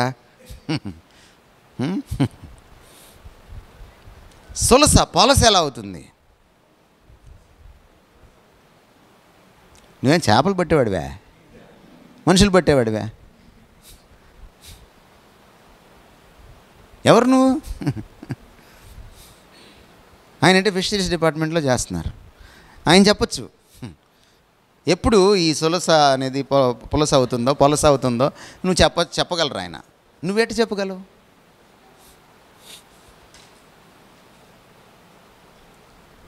అంటే మనం ప్రాబ్లం ఏంటంటే మనకి దీన్ని వదిలేసాం. నేను మీకు ఈరోజు ఏం చెప్తున్నానంటే, మ్యాన్ ఆఫ్ నాలెడ్జ్గా ఉండాలంటే బైబిల్కి ప్రత్యామ్నాయం ఏం లేదండి. బైబిల్కి బదులుగా ఇంకేం లేదు. ఈ ప్రపంచంలో ఏ పుస్తకం, ఏ న్యూస్ పేపరు, ఏ వక్త ఎవడు లేడిక. అది ఫస్ట్, అది ప్రాధాన్యం. దానికి అనుబంధంగా మిమ్మల్ని పేపర్ చదవమంటున్నా, దానికి అనుబంధంగా మీరు అన్యుల్ని చదవమంటున్నా. ఈరోజు దైవజనులతో సమస్య ఏంటంటే ఇది రాదు అది రాదు, రెంటికి చెడ్డ రేవడి. చాలా జాగ్రత్తగా ఉండాలి మనం. దైవజనుడికి ఉండాల్సిన మరికొన్ని లక్షణాల్లో ఒకటి ఏమిటంటే, అంటే ఇతరులు టచ్ చేయని నేను చేస్తున్నాను ఎందుకంటే మీరు తెలుసుకుంటారని. మళ్ళీ మీకు ఎవరు ఇవి చెప్పరు. Man of good language. మీ వాచకం శుద్ధంగా ఉండాలి. అపోస్తల కార్యాలు 22వ అధ్యాయము 2వ వచనం చదవండి. అపోస్తల కార్యాలు 22వ అధ్యాయము 2వ వచనం.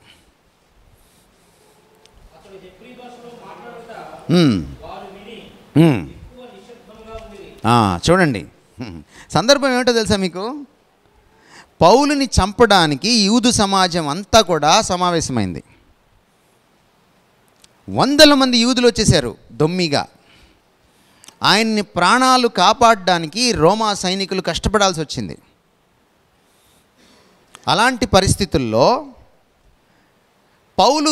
పౌలుని చూసి పళ్ళు కొరుకుతున్న పరిస్థితి అది యూదులు. అట్లాంటి పరిస్థితుల్లో తాను మాట్లాడడం మొదలుపెట్టాడు. మాట్లాడితే ఆ టైంలో ఎలా ఉంటుంది? మీరు అప్పుడప్పుడు చూస్తుంటారు తగాదాలు. మాట్లాడితే ఎలా ఉంటుంది? మాట్లాడక ఇంకా మాట్లాడామంటే మూతి మీద కొట్టేస్తానంటారు కదా. అలాంటి పరిస్థితిలో ఈయన మాట్లాడడం మొదలుపెట్టాడు. మరీ ఎక్కువ నిశ్శబ్దంగా విన్నారట. ఏం తీసుకొచ్చింది తేడా? లాంగ్వేజ్. హెబ్రీ భాషలో మాట్లాడనారంభించగా. హెబ్రీ భాష ఆ రోజుల్లో ఎవరు మాట్లాడతారు తెలుసా? పండితులే మాట్లాడతారు. మిగిలిన వాళ్ళు అరమాయి భాషలో మాట్లాడతారు.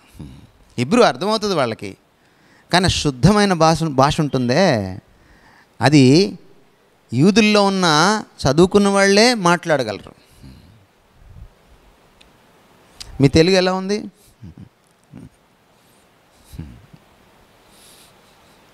తమరి తెలుగు ఎలా ఉంది? ఎందుకంటే మీరు తెలుగు ప్రజల కోసం కదా మీరు వచ్చింది.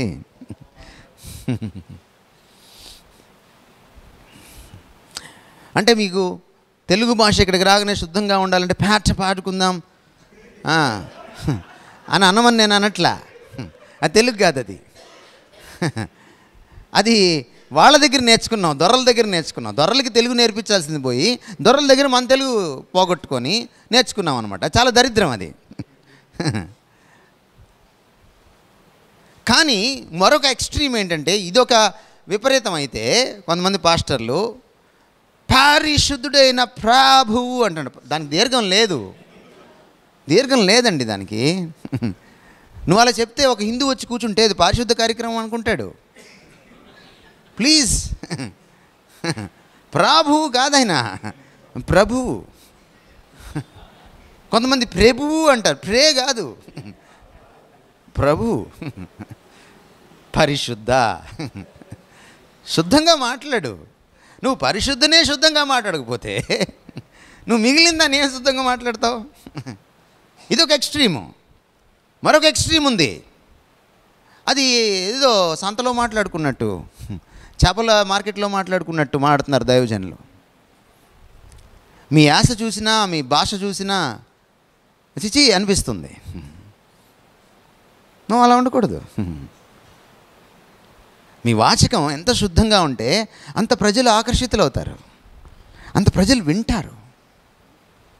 మీరు శుద్ధమైన తెలుగులో మాట్లాడండి, మాట్లాడుకునే వాళ్ళు కూడా 10 నిమిషాల్లో ఆగి అరే ఈయనేదో బాగా మాట్లాడుతున్నాడు విందాం అనుకుంటారు.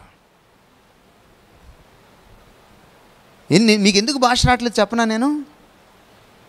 మీరు బయట న్యూస్ పేపర్ కూడా చదవరు, అందుకే మీకు భాష రావట్లేదు. మీరు ఇందాక చేతులు ఎత్తారులే కానీ మీరు చదవరు. మీరు కనీసం ఈనాడు భాష మాట్లాడండి, సాక్షి భాష మాట్లాడండి, చాలు. పేపర్లో, ప్రతి పేపర్లో ఎడిటోరియల్ పేజ్ అని ఉంటుంది. 2 పేజీలు తిప్పిన తర్వాత ఎడిటోరియల్ పేజ్ ఉంటుంది. అందులో పడే ఆర్టికల్స్ అన్నీ కూడా చాలా శుద్ధ వ్యవహారికంతో, శిష్ట వ్యవహారికంతో ఉంటాయి. అవి చదవండి, జ్ఞానం వస్తుంది, ప్రపంచంలో ఏం జరుగుతుందో తెలుస్తుంది, భాష కూడా వస్తుంది. మీరు అన్యులతో మాట్లాడేటప్పుడు ఈ బైబిల్ అర్థం కాదు వాళ్ళకి, ఈ బైబిల్ అర్థం కాదు. వారు నిరుత్తరులై ఉన్నారు. ఎంతమందికి అర్థమవుతుంది?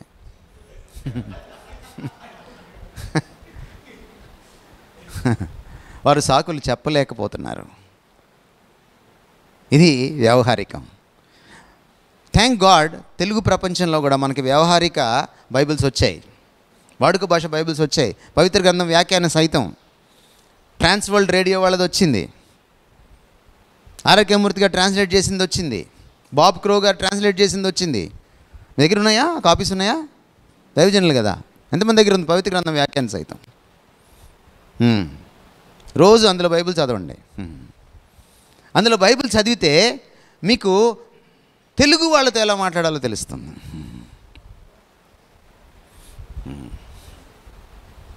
లాంగ్వేజ్ చాలా ప్రాముఖ్యమైంది. యేసుక్రీస్తు వారు 3.5 సంవత్సరాల తన ప్రజా జీవితంలో, తన ప్రజా పరిచర్యలో ఏ భాష మాట్లాడారంటారు? అరమాయి భాష మాట్లాడారు. ఎందుకని? పామరులంతా అరమాయి భాష మాట్లాడతారు. పౌలు సంత వీధుల్లో కూర్చొని గ్రీకులతో తర్కించినప్పుడు ఏ భాష మాట్లాడాడు అంటారు? గ్రీకుల భాష మాట్లాడాడు. కొయినా గ్రీక్ అంటారు, వాడుక గ్రీకు భాష. పౌలు అరియోపాగుకి వెళ్ళినప్పుడు ఏ భాష మాట్లాడాడు? రిచ్ గ్రీక్ లాంగ్వేజ్ మాట్లాడాడు, శుద్ధమైనటువంటి గ్రీకు భాష మాట్లాడాడు. లాంగ్వేజ్ చాలా ప్రాముఖ్యమైందండి దైవజనుడికి. ఎందుకంటే మీరు సువార్త చెప్పాలన్నా, మీరు ఒక వాక్య పరిచర్య చేయాలన్నా మీకేం కావాలి? వాచకం కావాలి. కాల్గేట్ పెట్స్తో కడుక్కొని వచ్చేస్తే సరిపోదు. మీరు జ్ఞానంతో కడుక్కోవాలి మీ నోటిని. మీ ఉచ్చారణ పద్ధతిగా ఉండాలి. ఉచ్చారణ బట్టి అవతల వాళ్ళు మనల్ని ఎలా చూస్తారనేది ఆధారపడి ఉంటుంది. భారతదేశంలో నా సేవ పరిమితమైంది అని దేవుడు నాకు చెప్పిన తర్వాత 92లో, ఇది 2022 కదా, మొన్న మేకి 30 సంవత్సరాలు నేను పరిచర్యకు వచ్చి, ఈ 30 సంవత్సరాల్లో నేను తెలుగుని, సంస్కృతాన్ని, హిందీని చదువుతూనే ఉన్నాను. ఎందుకు? చదవడమే కాదు, భాషాశాస్త్ర న్యాయాల్లోకి వెళ్ళి లింగ్విస్టిక్స్ కూడా చదువుతున్నాను. ఎందుకు? అందుకనే నేను హైందవ పండితులతో కూర్చొని మాట్లాడగలిగాను. మనం అలా లేకపోతే మనం వాళ్ళకి చెప్పలేం, విలువ ఉండదు మనకి.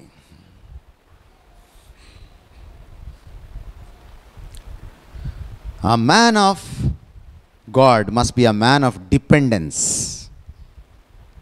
దైవజనుడు దేవుడి మీద ఆధారపడేవాడిగా ఉండాలి నిత్యం. దైవజనుడు ఎప్పుడు కూడా స్వశక్తి మీద ఆధారపడకూడదు. ఇది దైవజనుడు నేర్చుకోవాల్సిన విషయం. లూకాసు వార్తలో యేసుప్రభు వారు ఒక మాట అంటారు, మీరంతా సాధించేసిన తర్వాత, అంటే మీరు వెళ్ళారు, సువార్త చెప్పారు, కొంతమంది మారుమనసు పొందారు, మీరు వెళ్ళారు, దయ్యాలను వెళ్ళగొట్టారు, మీరు వెళ్ళారు, స్వస్థతలు చేశారు, వచ్చిన తర్వాత మీరు ఏమనుకోవాలంటే నేను నిష్ప్రయోజకుడినైన దాసుడని అనుకోవాలంటాడు. ఎప్పుడైనా నేను వేరు, నేనెవరో తెలుసా, నా బ్యాక్గ్రౌండ్ ఏంటో తెలుసా, మా లెక్క వేరు అన్నారనుకోండి, మీరు లెక్క తప్పినట్టే, తిక్క స్టార్ట్ అయినట్టే. Please understand. మనం ఎప్పుడు ఆయన మీద ఆధారపడాలి. మీరు చూడండి, యేసుప్రభు వారి జీవితం చూడండి. ఎవరైనా యేసుప్రభు వారు ఎవరు? దైవ కుమారుడు, దేవుడు ఆయన. మరి ఆయనకి ప్రార్థన చేసుకోవాల్సిన కర్మ ఏం బట్టే?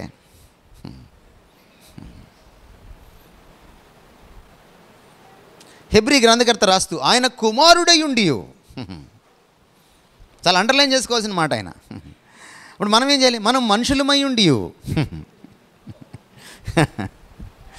ఆయన దైవ కుమారుడై ఉండి ఆయన ఎలా ప్రార్థన చేశాడట?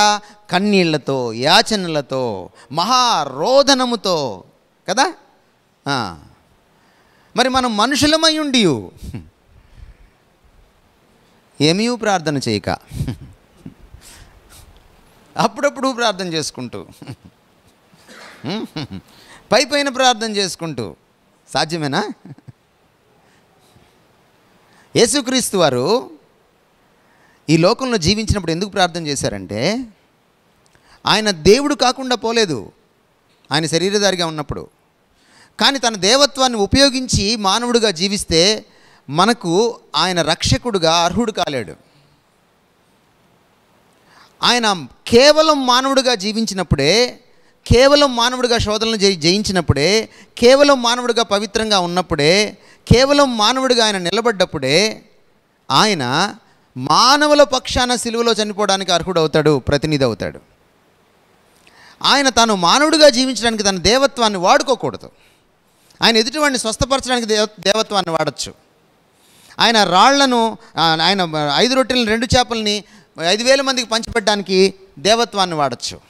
కానీ తనకు ఆకలేసినప్పుడు రాళ్లను రొట్టెలను చేసుకొని తాను తినడానికి దేవత్వాన్ని ఉపయోగించకూడదు.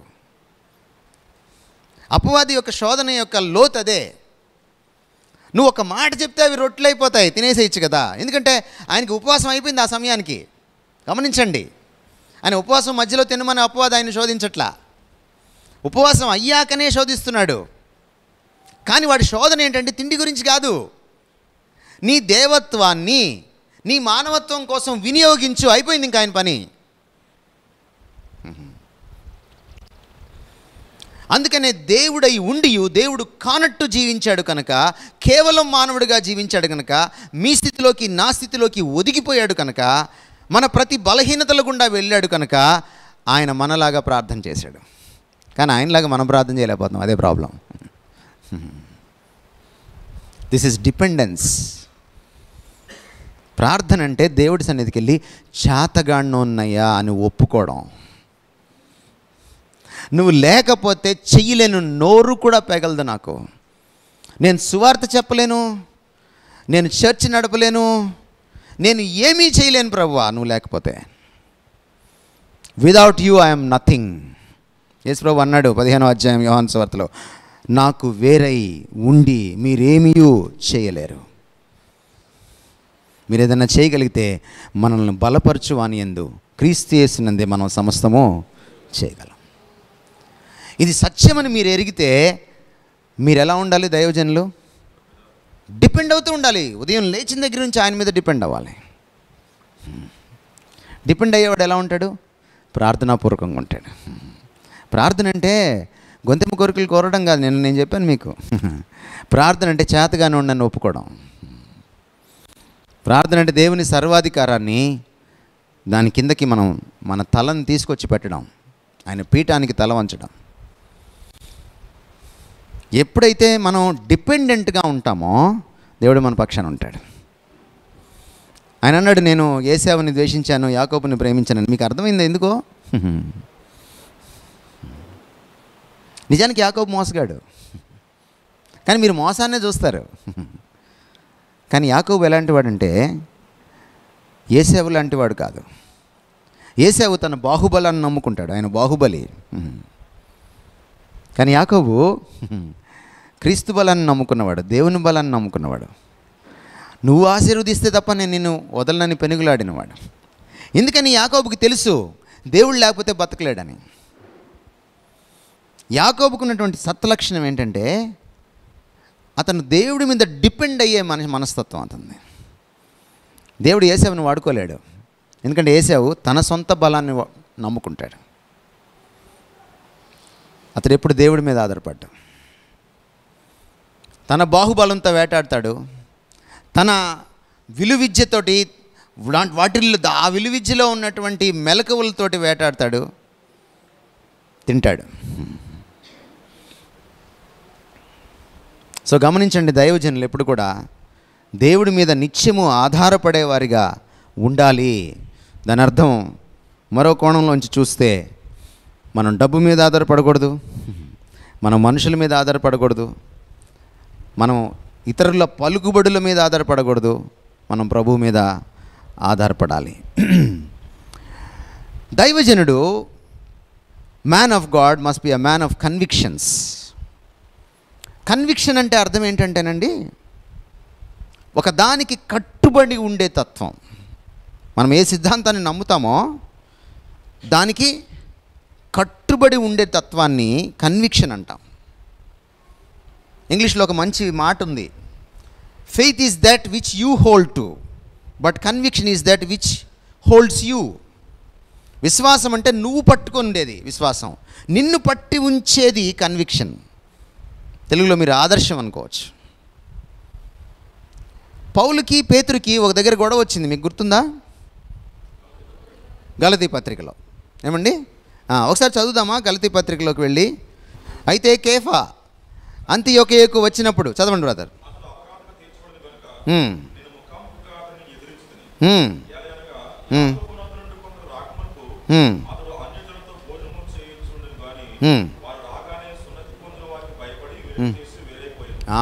అప్పుడు దాకా అన్యులతో కలిసి భోంచేశాడంట.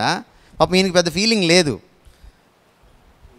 కానీ యెరూషలేం నుంచి, యాకోబు దగ్గర నుంచి కొంతమంది వచ్చారు. వాళ్ళు మేము యూదులము, మేము ఎవరితో కలము అనేటు మన బ్యాచ్ ఉన్నారు కదా మనకి, మన దేశంలో. మాది వేరు, మా కులం వేరు, మేము టాప్ అని బ్యాచ్ ఉంది కదా, ఆ బ్యాచ్ అన్నమాట. ఆ బ్యాచ్ వచ్చింది. రాగానే ఈయన ఏం చేశాడు, పాపం ఈయనకి ఫీలింగ్ లేదు కానీ స్టాండ్ తీసుకోలేకపోయాడు. గబగబా లేచి వాళ్ళు వచ్చేటప్పటికి వేరుగా వెళ్ళిపోయాడు. ఇది పౌలు కంటపడింది. ఏం చేశాడు? ఈయనకంటే చాలా పెద్దోడు పేతురు, ఈయనకంటే అనుభవజ్ఞుడు, అపోస్తలులకు నాయకుడు, ప్రపంచంలోని మొట్టమొదటి పాస్టరు, మొదటి కాపరి, యేసుప్రభు నియమించినవాడు. డైరెక్ట్గా ఏమన్నాడు? ఆయన్ని ఎదిరించాడు. నేను ఎదిరించాను. అదే కన్విక్షన్ అంటే. మీ చర్చిలో కులం దోబూచులాడుతుందని, కులం ఎట్లా ఉంటుందంటే డైరెక్ట్గా రాదు, అది వెనక నుంచి నెమ్మదిగా గోకుతారనమాట. మీరు ఎక్కడుంటారు, మీ ఇంటి పేరేంటి, మీ పేరేంటి, ఇలా దోబూచులాడుతూ ఉంటుంది. మీరు ఎప్పుడైనా ఖండించారా పాస్టర్స్గా?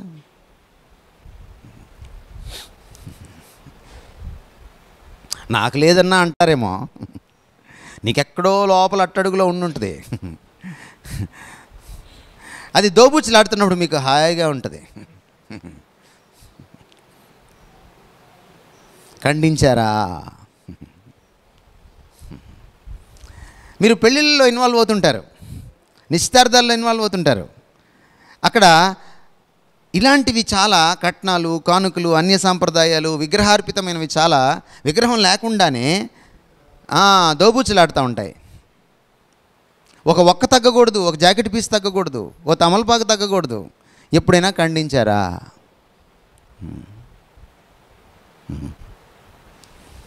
అంటే మీరు దైవజనులు కాదు. ఇందాక ఏం చెప్పాడే, మనుషుల్ని తృప్తిపరచాలని మీరు ఉన్నారన్నమాట.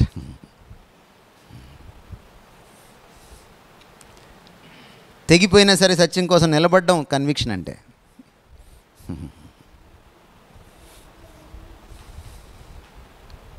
అతను పెద్దయినా ఇంకెవరైనా సరే, మనల్ని ఎత్తుకుపోయేటువంటి గద్ద లాంటి వాడైనా సరే, మనం ఖచ్చితంగా సత్యం కోసం నిలబడాలి, అసత్యాన్ని ఖండించాలి.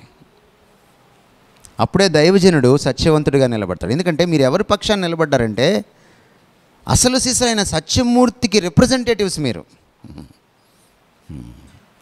మీరు నేనే సత్యము, నేను కూడా సత్యం అనలేదు ఆయన, నేనే సత్యం అని చెప్పుకున్న వాడికి మీరు ప్రతినిధులండి. మీరు సత్యం కోసం నిలబడకపోతే ఇంకా మీరేంటి? సంఘం గురించి తిమోతి పత్రికలో ఏం రాశాడు పౌలు? సత్యస్తంభం అన్నాడు.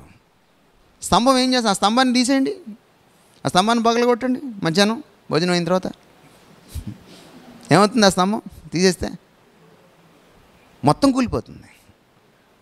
సంఘం సమాజంలో సత్యాన్ని ఎత్తిపట్టేదన్నమాట. సత్యం కూలిపోకుండా, పడిపోకుండా, దాన్ని కాళ్ళతో సంత వీధిలో తొక్కకుండా సత్యాన్ని కాపాడేది సంఘం. ఆ సంఘానికి మీరు నాయకులు. మీరే సత్యం కోసం నిలబడిపోతే మీరు ముఖ్యమంత్రి ఏదో మీకు రాయితీ ఇస్తాడని తప్పుడు సర్టిఫికేట్ ఏమైనా పెట్టారా? మీరు సత్యవంతులు కాదు. పట్టకపోతే ధన్యులు. పెడితే సంగతి చెప్తున్నా. Please understand. సత్యం పక్షాన నిలబడ్డవాడే సత్య సంబంధి నా రాజ్యంలో ఉంటాడన్నాడు ఆయన పిలాతు ముందు నిలబడి. మీరు సత్య సంబంధులు కాకపోతే ఆయన సంఘాన్ని మీరు నాయకత్వం వహించడం పక్కన పెట్టండి. రేపు ఆయన రాజ్యంలో చోటు దొరుకుతుందో లేదో చూసుకోండి. పరలోకంకి వెళ్తే ఏదో ఒక విధంగా చాపన్న వేసుకొని బతకచ్చు అక్కడ. అసలు వెళ్ళలేకపోతే పరిస్థితి ఏంటి?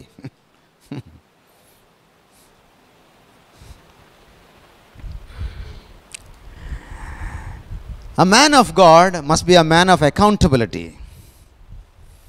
అతను జవాబుదారీగా ఉంటాడు. హెబ్రీ పత్రిక 13:17. Yes brother. ఎవరైతే నాయకుడిగా ఉన్నవారు వాళ్ళు లెక్క అప్పచెప్పవలసిన వారి వలె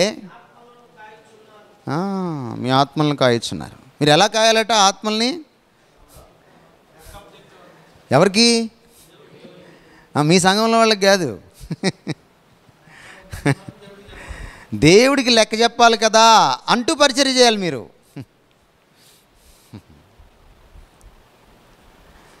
ప్రతి విశ్వాసి లెక్క చెప్పాలి, కానీ మనం ఎక్కువ లెక్క చెప్పాలి. వాళ్ళని ముక్కు పిండుతాడు, మనల్ని చెవు పిండుతాడు, కానీ మనల్ని ఎక్కువ పిండుతాడు. మనకి ట్విస్ట్ ఎక్కువ ఉంటుంది. ఎక్కువ తెలిసిన వాడికి ఎక్కువ దెబ్బలు అన్నాడు ప్రభు. చదవలేదా మీరు సువార్తల్లో? సువార్తలు చదివి ఉంటారులే, వేరే వాళ్ళ కోసం కదా.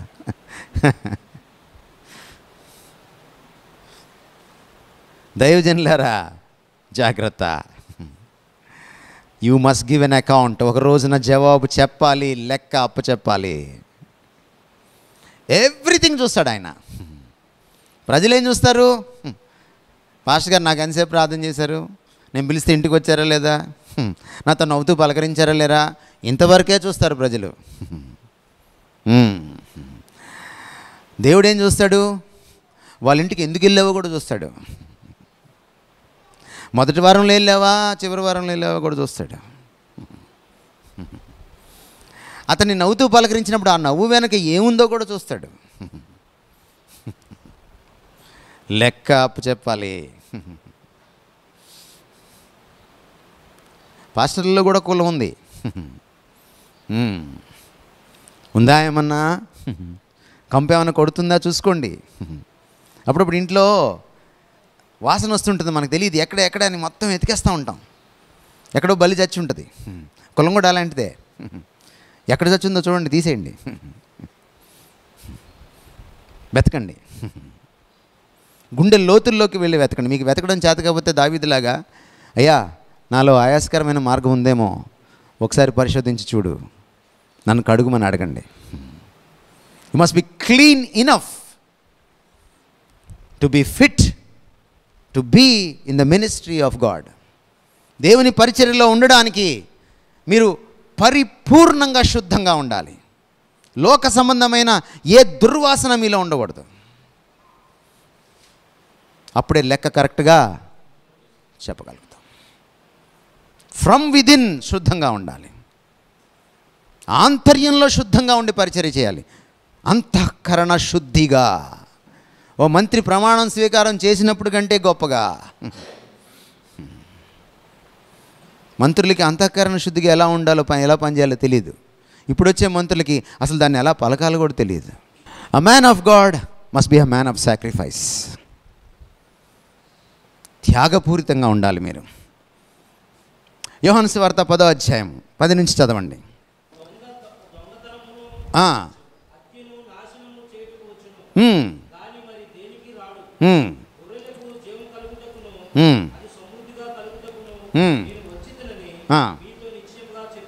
ఇంకా నేను గొర్రెలకు మంచి కాపరిని. 11వ వచనమా? మంచి కాపరి గొర్రెల కొరకు. ఎవరి కొరకు? గొర్రెల కొరకు. నీ అల్లుడి కోసం, నీ కోడల కోసం, నీ భార్య కోసం, నీ కూతురు కోసం కాదు. నువ్వు ఎవరి మీద కాపరిగా ఉన్నావో వారి కొరకు. ప్రాణం కూడా ఇవ్వాలంటే ఇంకేమేమి ఇవ్వాలి? ఇంకేమేమి ఇవ్వాలి? ఏమైనా ఇవ్వాలి. ఇవ్వడానికి సిద్ధంగా ఉండాలి. ప్రాణం పెట్టేవాడిగా ఉండాలి, కానీ గొర్రెలు ప్రాణం తోడేసేవాడిగా ఉండకూడదు. అందుకనే కాపరులు గొర్రెల దగ్గర నుంచి ఆశించకూడదు. మీరు ఆశిస్తే గీసిస్తే ఎవరిని అడగాలి? ప్రభుని అడుక్కోవాలి. అంతే. ఆయన ఎవరో ఒకరిని ప్రేరేపిస్తాడు, తెప్పిస్తాడు, అంతే. నువ్వేం చేయాలి? ఎవరి దగ్గర ఆశించకూడదు. 30 సంవత్సరాల్లో ఈరోజు మీకు సాక్ష్యంగా చెప్తున్నాను, నేను సాధారణంగా ఎవరి ఇంటికి వెళ్ళి అక్కడ భోంచేసి ప్రార్థన చేసి రాను. దానికి ఒక కారణం ఉంది. భారతదేశంలో ఒక మూఢనమ్మకం ఉంది, మనం వెళ్ళి భోంచేసి ప్రార్థన చేసి వస్తే వాళ్ళకి ఆశీర్వాదం వస్తుందని. అది అబద్ధం. అట్లా ఎక్కడ బైబిల్లో చెప్పలేదు. అది దైవజనులు సృష్టించారు. ఎందుకంటే వాడు కరిపేవాడికి దేవుడు కాబట్టి. వీళ్ళు ఏం చేస్తారు? ఇంటికి వెళ్ళేటప్పుడు వీళ్ళు చూసుకుంటారన్నమాట ఫోన్లోనే ముందు. వాళ్ళు పాపం చాలా మంచివాళ్ళు, మీరు ఏమేమి తింటారు అని అడుగుతారు వాళ్ళు. వీళ్ళు ఏదైనా తింటారు. అందులో గోదావరికి వస్తే బల మీద అన్ని జంతువులు ఉంటాయి.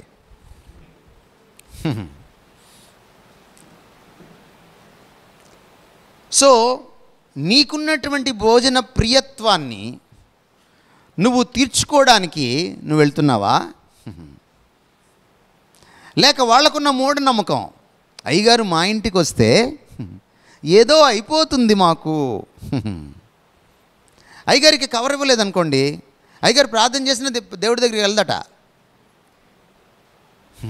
ఇంకా కొంతమంది ఉన్నారు, బైబిల్ ఓపెన్ చేస్తారు, వాళ్ళు చేత్తో పట్టుకోరు కవరు. బైబిల్ ఓపెన్ చేసి అందులో పెట్టమంటారు. మరి ఇంటికి వెళ్ళిన తర్వాత డబ్బులు లెక్కెట్టుకోవా? బైబిలే లెక్కెట్టేస్తుందా? మరి నువ్వు సరుకులు కొనేటప్పుడు, వెచ్చాలు కొనేటప్పుడు, నువ్వు కందిపప్పుకి చింతపండుకి ఇచ్చేటప్పుడు ఇట్లాగే బైబిల్ తీసుకెళ్ళి కౌంటర్ని తీసుకోమంటావా? అనవే. అందుకే వెళ్ళడం మానేసా. ఒకవేళ వెళ్తే కండిషన్ ఒకటే, ఏమిటంటే మీరు కానుకివ్వనంటే వస్తా. ప్రభు మహాకృపను బట్టి ఈరోజు వరకు దాని మీద నిలబడ్డా 30 సంవత్సరాలు. ఆశించకండి. ప్రభు ఇస్తే సంతోషంగా తీసుకోండి, ఆశించకండి. అడగద్దని కూడా అనట్లా నేను.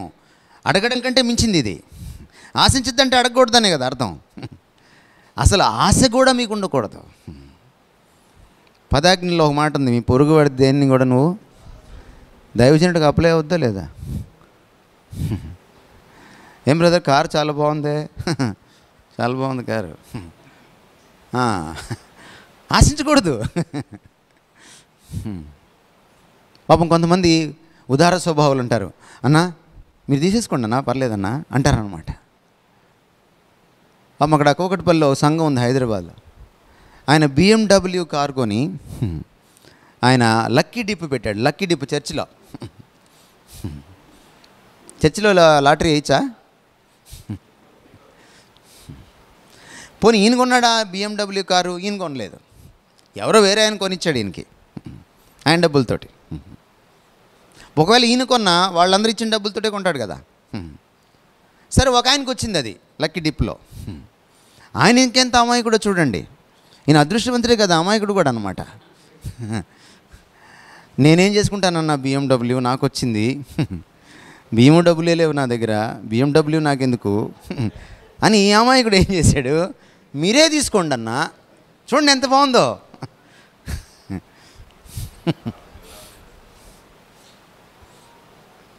అనగానే ఆయన తీసేసుకోవడం.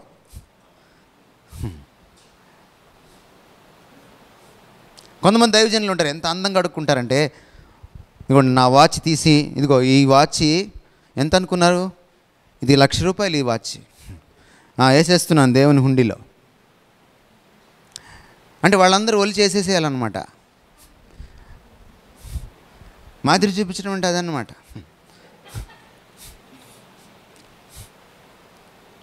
తర్వాత మళ్ళీ డబ్బులు లెక్క పెట్టేప్పుడు ఈ వాచ్ ఆయన దగ్గరికి వెళ్ళిపోతుంది. ఓ పెద్ద డబ్బులున్న కవర్ వేసేస్తున్నాడు హుండీలో. ఇగో నేను వేస్తున్నాను, ఈరోజు నేను ఇవ్వాల్సింది దేవుడికి.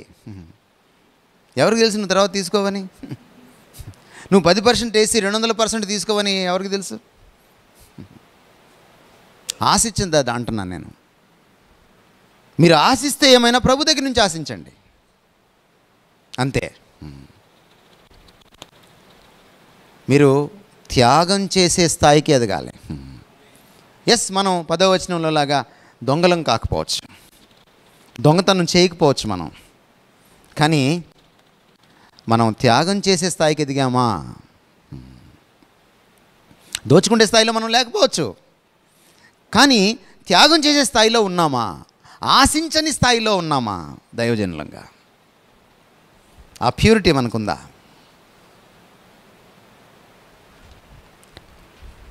మనం ముగించుకుందాం. దైవజనుడు,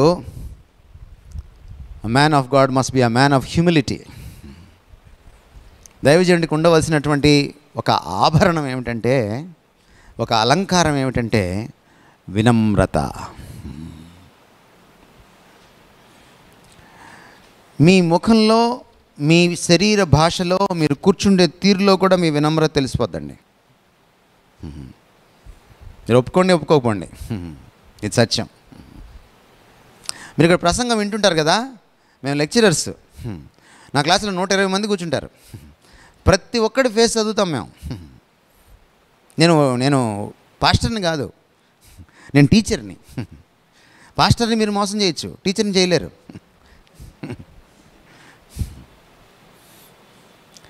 నా క్లాసులో ఎవడు తల తిప్పడు, ఎందుకో తెలుసా? ఇటు అమ్మాయిలు కూర్చుంటారు, ఇటు అబ్బాయిలు కూర్చుంటారు. తల తిప్పడంటే ప్రశ్న వేస్తాను, వాడు ప్రశ్న జవాబు చెప్పలేకపోయింటే ఈ అమ్మాయి ముందు వాడు పరుగు పోద్ది. నేనేమన్నవాడిని, తల తిప్పాడా పక్కకి, లేరా ఈ ప్రశ్నకి జవాబు చెప్పంటాను.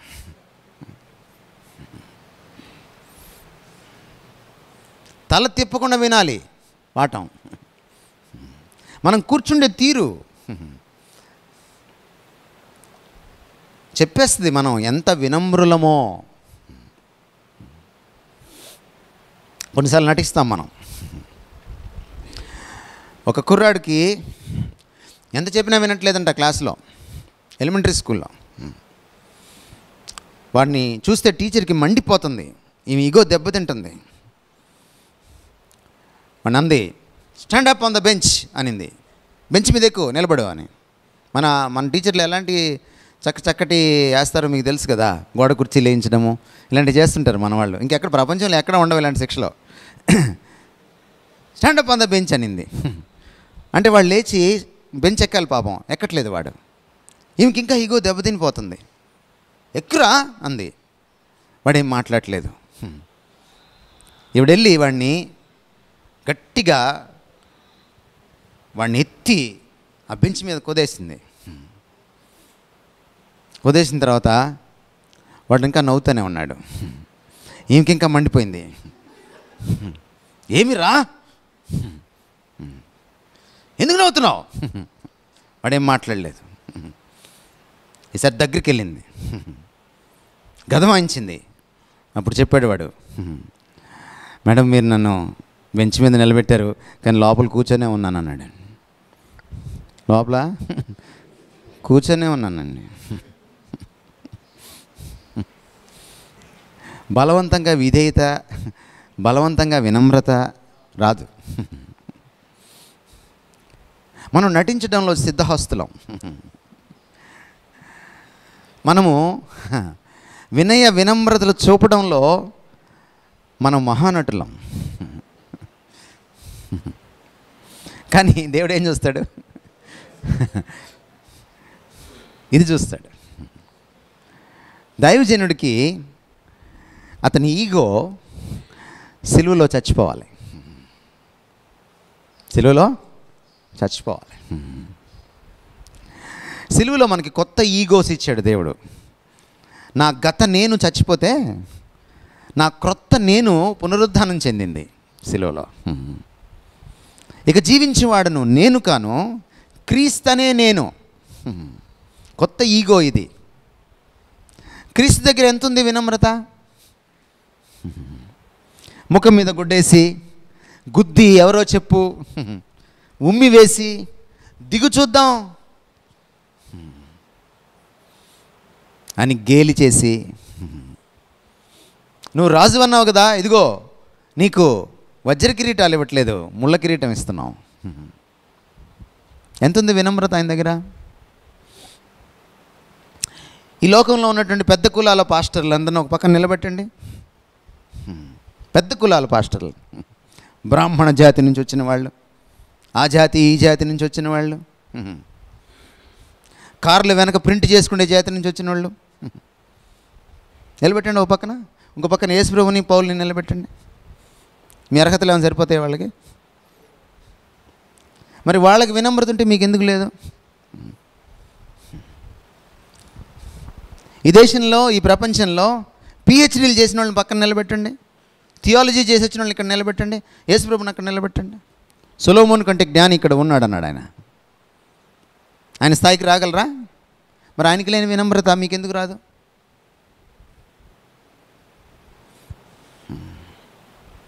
కొన్నిసార్లు మనం మర్యాద కోసం నవ్వుతూ, ప్లాస్టిక్ నవ్వులు నవ్వుతూ, నవ్వు పులుముకొని ముఖం మీద నవ్వుతుంటాం, మనం పలకరిస్తుంటాం. కానీ లోపల ఎవరు నువ్వు? ఇక్కడ తల వంచేవాడివా? కొన్నిసార్లు నువ్వు వినమ్రుడు అయినప్పుడు సమస్య వస్తుంది నీకు. అవతల వాళ్ళు నేను తక్కువగా చూస్తారు. చూస్తే చూడండి. ఆ శుక్రవారం నాడు యేసుప్రభుని తక్కువగా చూశారు. చూడలేదా? చూశారు. కానీ ఆదివారం ఉంటుందని వాళ్ళకి తెలియదు. నీ జీవితంలో కూడా ఒక ఆదివారం వస్తుంది. దేవుడు నిన్ను మరణం నుంచి లేపి నిలబెట్టి చూపిస్తాడు నువ్వేంటో. కానీ నిన్ను నువ్వు చూపించుకోకు. కొంతకాలం అపార్థం చేసుకొని నువ్వు తగ్గినప్పుడు, కొంతకాలం తక్కువగా చూడని నిన్ను, పోతే పోయింది, ఏమవుతుంది పోతే. దేవుడే తనని తక్కువగా చూసినప్పుడు 33.5 సంవత్సరాలు భరిస్తే ఇక్కడ నీకేంటి భరించడానికి? గమనించండి, మీరెంత వినమ్రులు అవుతారో దేవుడు మీకు అంత దగ్గర అవుతాడు. మీరెంత అహంకారులు అవుతారో దేవుడు మీకు అంత దూరం అవుతాడు. అహంకారులకి మొదటి శత్రువు దేవుడు, వినమ్రులకి మొదటి మిత్రుడు దేవుడు. ఇది చాలా చాలా అవసరం. ఈ దేశంలో మనకేం ఏ దేశ సంస్కృతి మనకేం నేర్పించిందంటే, మనం దర్పంగా డాబుగా ఉంటే మనం కాపు, పెద్ద కాపు, రాయుడు నాయుడు. నువ్వు ఆండ్రాయిడ్ కూడా కాదు.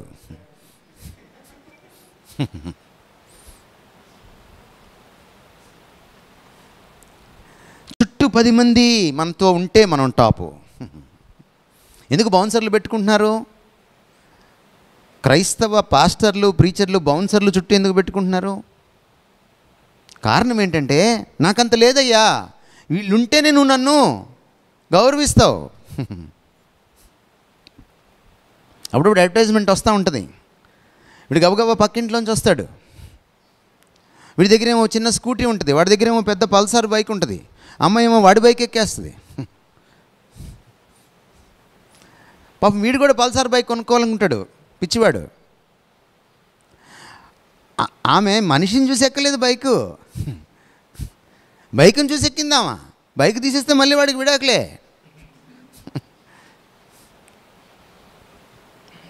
నీకు విలువ ఉండాలి. నీ చుట్టూ ఎవరున్నారు, నువ్వు ఎక్కడి నుంచి వచ్చావు, నువ్వేం బట్టలు వేసుకున్నావు, నీ బట్టలు తీసి పక్కన పెట్టిన తర్వాత కూడా, నీ ఆస్తి తీసి పక్కన పెట్టిన తర్వాత కూడా, నీ కారు తీసి పక్కన పెట్టిన తర్వాత కూడా, నీ హోదా తీసి పక్కన పెట్టిన తర్వాత కూడా ప్రజలు లేచి నిలబడి నీకు సెల్యూట్ చేస్తే అప్పుడు నువ్వు గొప్పోడివి. ఈ గొప్పతనం ఎక్కడి నుంచి వస్తుందంటే క్రీస్తు దగ్గర నువ్వు తగ్గించుకున్నప్పుడు ఆయన నిన్ను హెచ్చిస్తాడు. ఎప్పుడు కూడా మనుషుల యొక్క పొగడ్తల కోసం పోకలాడద్దు. ఒక గవర్నమెంట్ ఆఫీసర్ గారు, గెస్ట్ ఆఫీసర్ పై ర్యాంక్ వారు, నేను భీమవరం దగ్గరలో ఒక మీటింగ్లో మాట్లాడుతున్నాను. ఆవిడ ఎప్పటి నుంచో నా వీడియోలు చూస్తున్నారు, పెద్ద ఆవిడ. వచ్చేసి అక్కడ నిలబడ్డారు ఒక ఆవిడ. నేను మీటింగ్ అయిపోగానే నేను కిందకి దిగేలోపే ఆవిడ గబగబా వచ్చేసారు. పక్కన ఆమె పక్కన వందిమాగతులు నిలబడి ఉన్నారు, ఆఫీసర్ గారు ఆవిడ. వాళ్ళు పాపం చాలా భారంతో నిలబడ్డారు. ఏంటంటే గజమాల ఉంది వాళ్ళ చేతిలో. గజమాల వేయడానికి వచ్చింది ఆవిడ. మాలే వేసుకోను, గజమాల ఎందుకు వేసుకుంటాను? ఆవిడ ఆ రోజు చాలా హర్ట్ అయ్యారు. కానీ అది నా వ్యక్తిత్వానికి విరుద్ధం. ఆవిడకి దండం పెట్టి చెప్పాను నేను, అమ్మ మీరేమనుకోవద్దు, మిమ్మల్ని బాధ పెట్టడం కంటే నా ప్రభువుని బాధ పెట్టకుండా ఉండడము నాకు చాలా ప్రాముఖ్యం.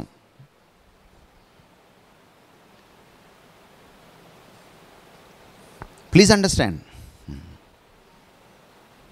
మనం ఎప్పుడైతే మనము వినమ్రత కోల్పోతామో మీకు తెలియకుండానే ప్రభువు మహిమను మీరు దొంగిలిస్తారు. ఇంతకు మించిన దొంగతనం లేదు. అందుకని దైవజనులు బహు భయంతో వణుకుతో సేవ చేయాలి. వినమ్రత రాకపోతే ఆయన పాదాల దగ్గర నేర్చుకోవాలి, నేర్పించమని బ్రతిమలాడాలి, గోజాడాలి, అడగాలి. మీరు మీ పిల్లల ఫీజుల కోసం అడగకపోయినా పర్లా, మీరు తిండి కోసం అడగకపోయినా పర్లేదు, ప్రభువు లాంటి లక్షణాలని నాకు ఇవ్వు ప్రభు అని మీరు ప్రభు పాదాల దగ్గర కన్నీరు కార్చాలి. అప్పుడు ఈ దేశాన్ని మీరు గెలుచుకుంటారు. మీరు ఏ సంఘం పైన కాపరిగా ఉన్నారో దానికి మీరు ఆశీర్వాదంగా ఉంటారు. You must B a blessing. ఈ గొర్రెల మంచి కాపరి సమస్త లోకానికి ఆశీర్వాదకారకం అయ్యాడు. మీరు మీ భారతదేశం అంతటికి, మీ సంఘం అంతటికి ఆశీర్వాదకారకం కావాలంటే ఈయన దగ్గర లక్షణాలు నేర్చుకోవాలి. నా మాటలు విన్నందుకు ధన్యవాదాలు. Thank you so much.